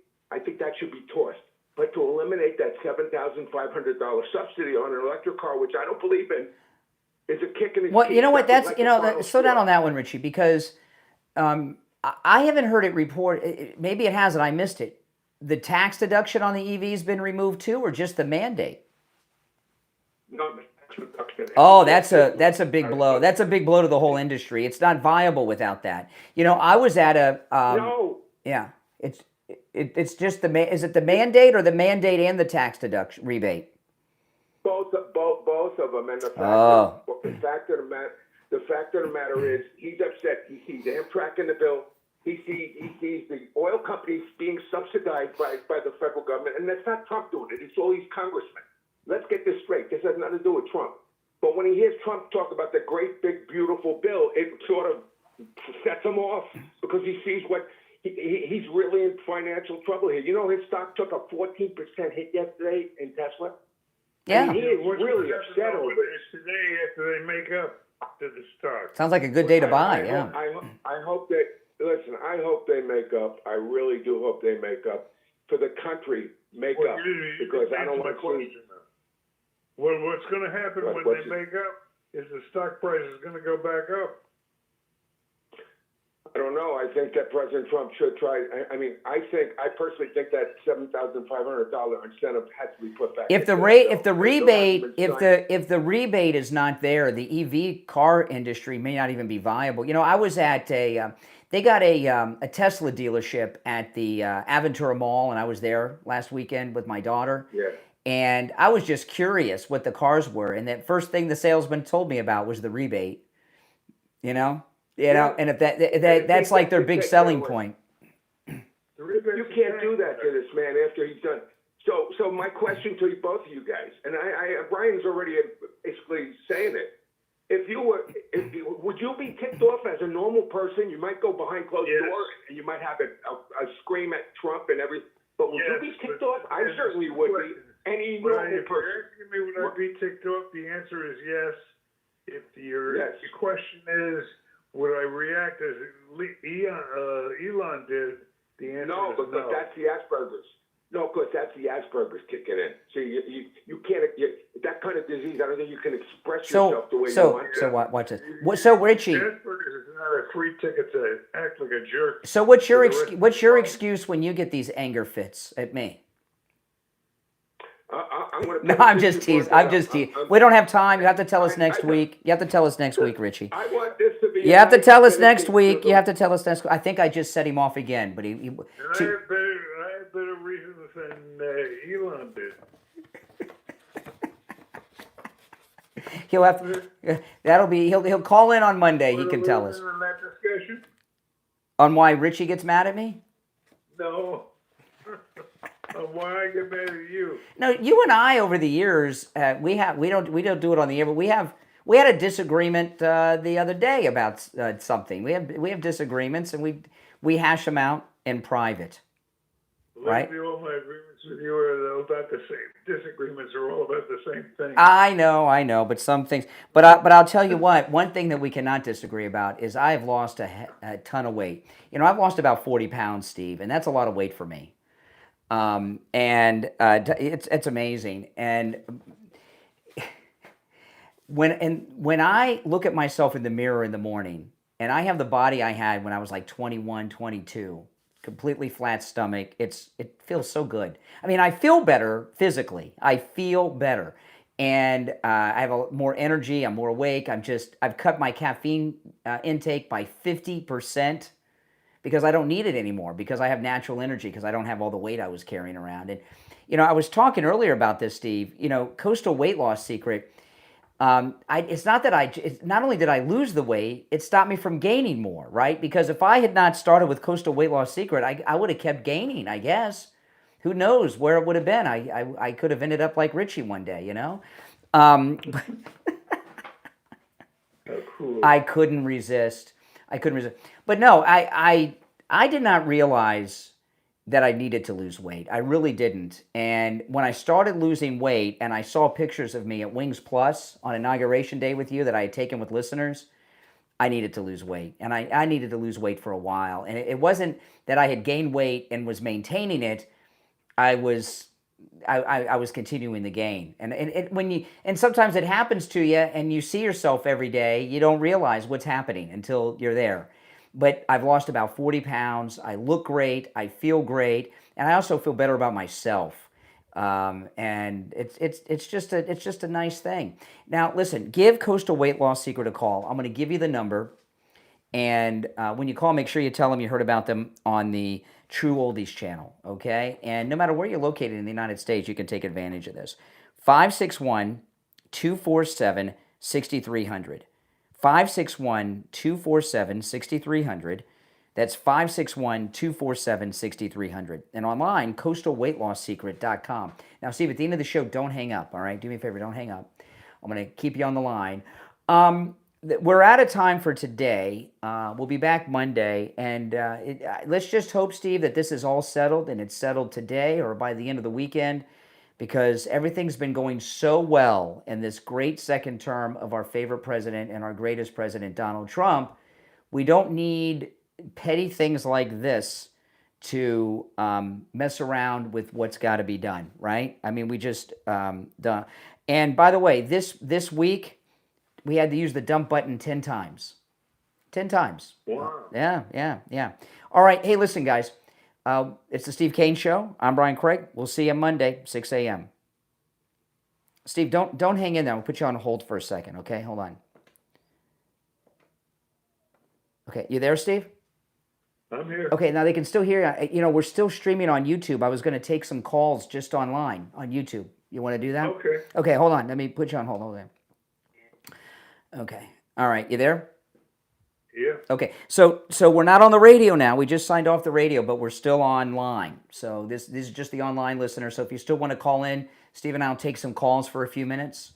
And this is like the after show, right? Okay, let's go. Oh, wait, hold on. Let me go here. All right, you're on the air. What's your name? Where are you calling from? Hey, Brian, this is Matthew from Oklahoma. Hey, Matthew. Hey, man. Hey, Brian, I just wanted to ask, how likely do you think Elon and Trump can amend this relationship after, Elon accused Trump of being a PDF file. He suggested Trump as a PDF That's right, file. a pedo, yeah. Yeah, and not just to a couple million Americans, to the world. Well, I'll tell you what. It can happen quick, and I'll tell you why it can happen quick. They're close friends. Elon obviously had a mental break with this Asperger's thing, okay, and that means he's got a health condition, and President Trump's gonna tune all that stuff out because he wants to help his friend with his health condition. Hopefully, that's how it plays out. That would be ideal. That would be ideal. It just bothers me the fact that he also made light of the fact that Trump could be gone in the next couple of years. No, he said Trump had one of the. This was a great one, Steve. He said Trump only has 3.5 years left, meaning the presidency. He says I have 40 years left. I was like, jeez. Right. Yeah, that was a little bit over the line. I guess I am a bit overreading on him implying that Trump could pass away soon. No, he didn't. That's not what he meant. No. He meant the presidency. He meant in 3.5 years he won't be in power anymore. That's what he meant. Right. Yeah. Right. I kind of overread into that comment, but it's still kind of belittling Trump and his status and his ability to influence going forward. So I think Elon is kind of crossing the line. If they make up, they'll be stronger than ever. It's completely, definitely. I don't know if there's still going to be some underlying tension or some underlying. Not if they make up. Not if they make up. It'll be fine. All right. Appreciate the call, man. Take care. Take care. All right. Let's see. Oh boy. All right, Steve, you want to take some more calls? Sure. Okay, let's go. We got a few people still on hold, and this is the post show where we don't have to worry about the dump button so much, so much. Depends on what you say. All right, you're on the air. What's your name? Where are you calling from?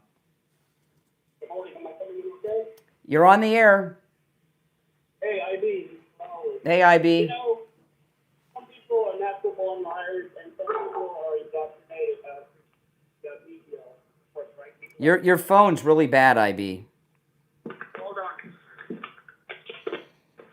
Sorry about that. I'm on the move, my friend. Hey, Steve. Good morning. Yes. Good morning. Never Trump or Steve. Look, the same thing Bono said. Over 300,000, kids are dead. So how come CNN or MSNBC didn't send some camera crew out there to see these bodies laying around? The same thing they did with the hurricane in Puerto Rico, over 3,000 people. Because they made that up. In fact, that clip that he's talking about, I talked about that earlier this week. I can't remember what exact. It's on my Twitter, guys. I'll look it up. That's a talking point. That's a talking point. All he has is a talking point. Look, we would have seen some kind of proof of that. Where are those places and where are the kids? USAID was cut off for certain reasons. Did South Africa president not just come here and get money? The talking point's too absurd. 300,000 are dead. Sonny Hostin said it on The View yesterday. 300,000 are dead because of Trump and Elon shutting down DOGE. 300,000? Come on. Remember? Same thing with the same. Yeah. Go ahead, sorry. I was going to say, after 9/11, 3,000 died, and they didn't have enough graves in New York, remember? So 300,000, I mean, that's more than we lost in Vietnam by many times. He was the same Because Never Trump Steve is the same hypocrite who said he had a gated community with cameras around his house, and he wants the illegals to live next door to us, but Yes. not next door to him. Yeah. And now they're doing it with the Medicare again. Anytime a bill gets close for what the Republicans want, they're going to go over those same old talking points to try to inhibit the bill. The BBB will pass, and once this passes, we're gonna have everything our way. Okay, we're gonna have our cake and not eat it too. Yep. All right. Take care. All right, IB. All right. Hold on, Steve. The as crazy as it is, Steve, the phones are ringing off the hook. So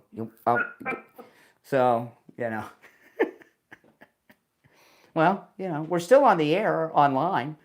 All right, let's go. You're on the air. What's your name? Where are you calling from? Hey, Brian, this is Eric in Alabama. I just want to tell you, you're doing a wonderful job. Man, you are the source of my news. Every morning, my wife and I both watch you. Been watching you for, say, probably about 6 years. Great. And anyways, I just want to really give you that good compliment. And you're doing a great job and bringing people to our side. All right. The MAGA side. Appreciate the call. All right. Take We care. appreciate it. Thank you. Thank you too, Steve. Yeah. Okay. All right. Okay. Let's take a couple more. Why not?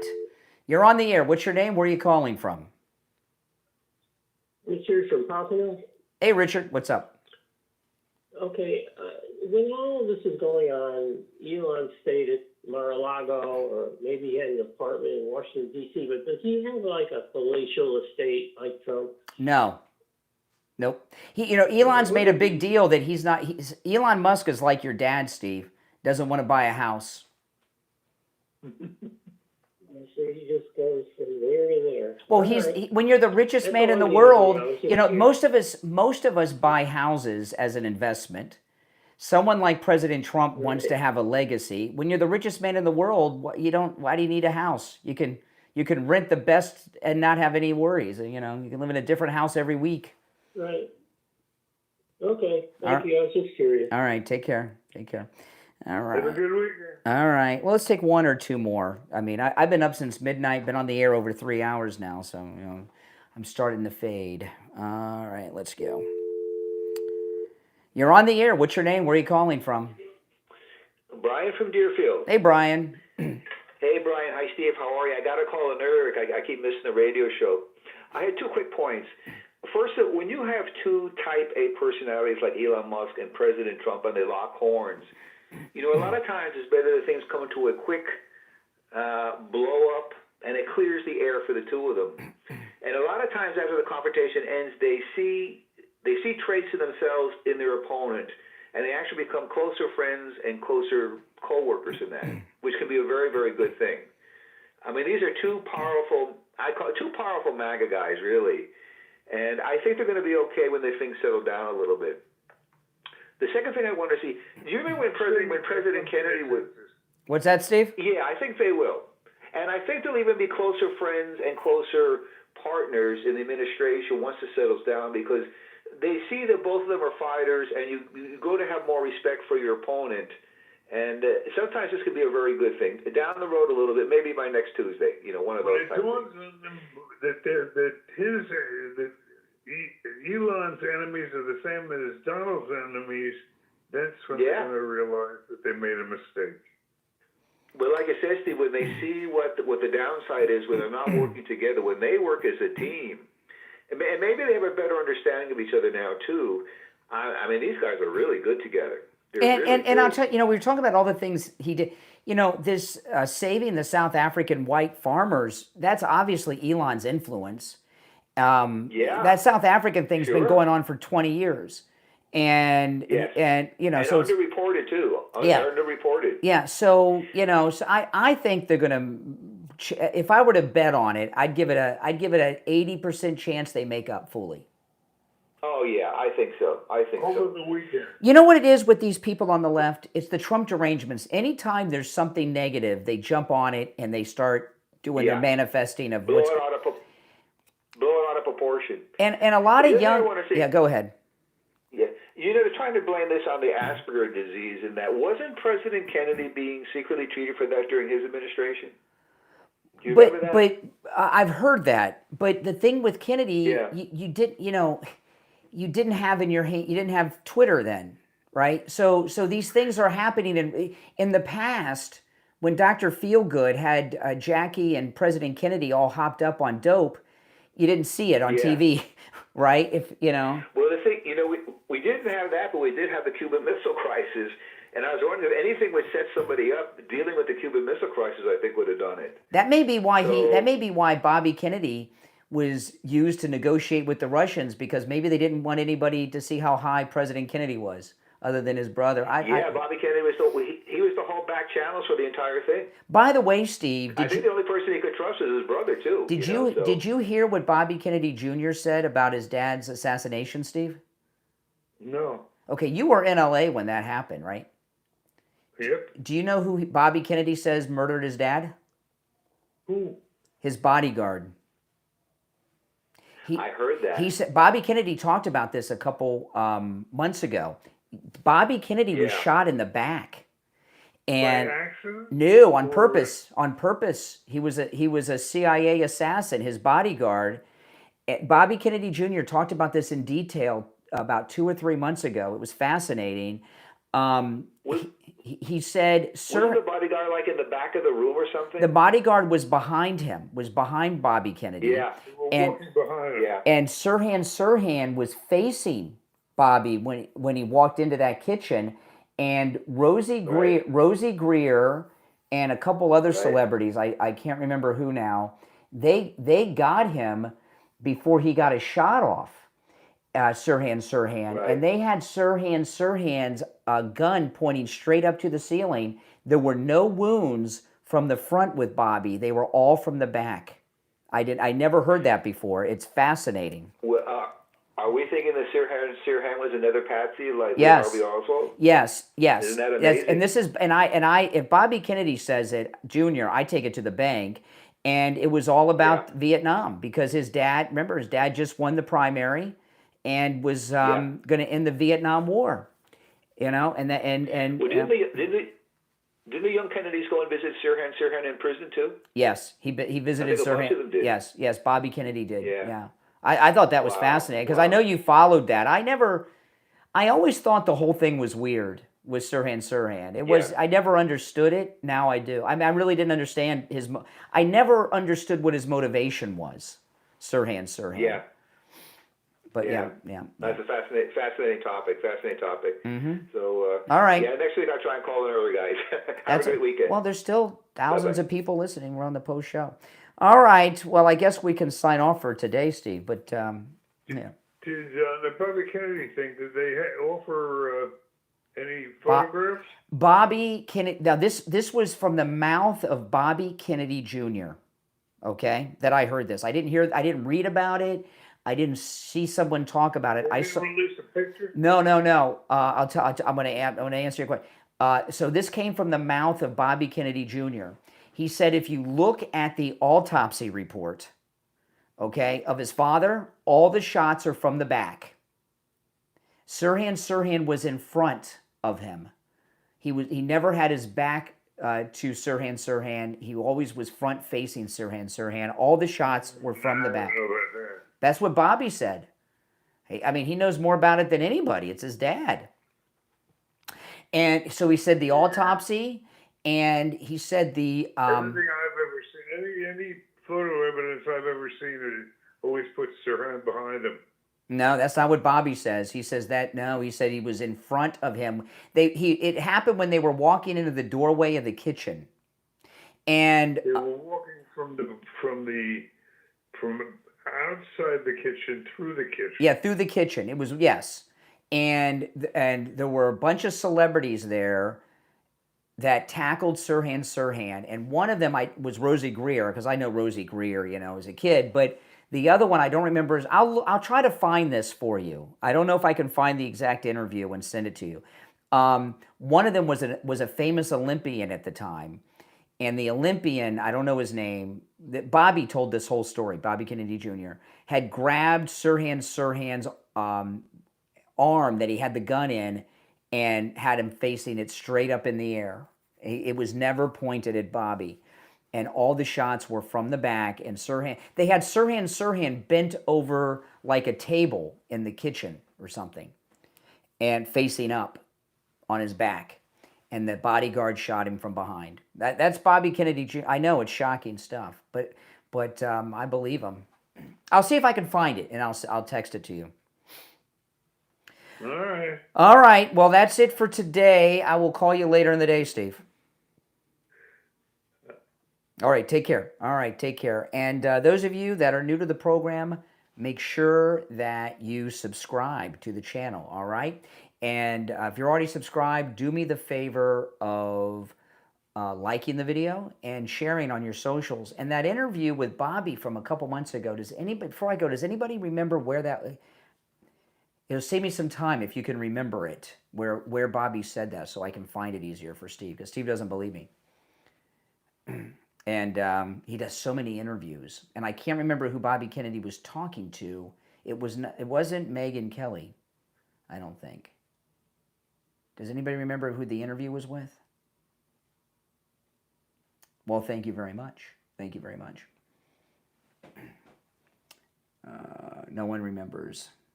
Well, I will try to find it. It was since the election, so it was pretty recent. All right, guys. Hey, listen. Again, thanks for watching. If you're new, make sure you subscribe. All right. I'm Brian. This is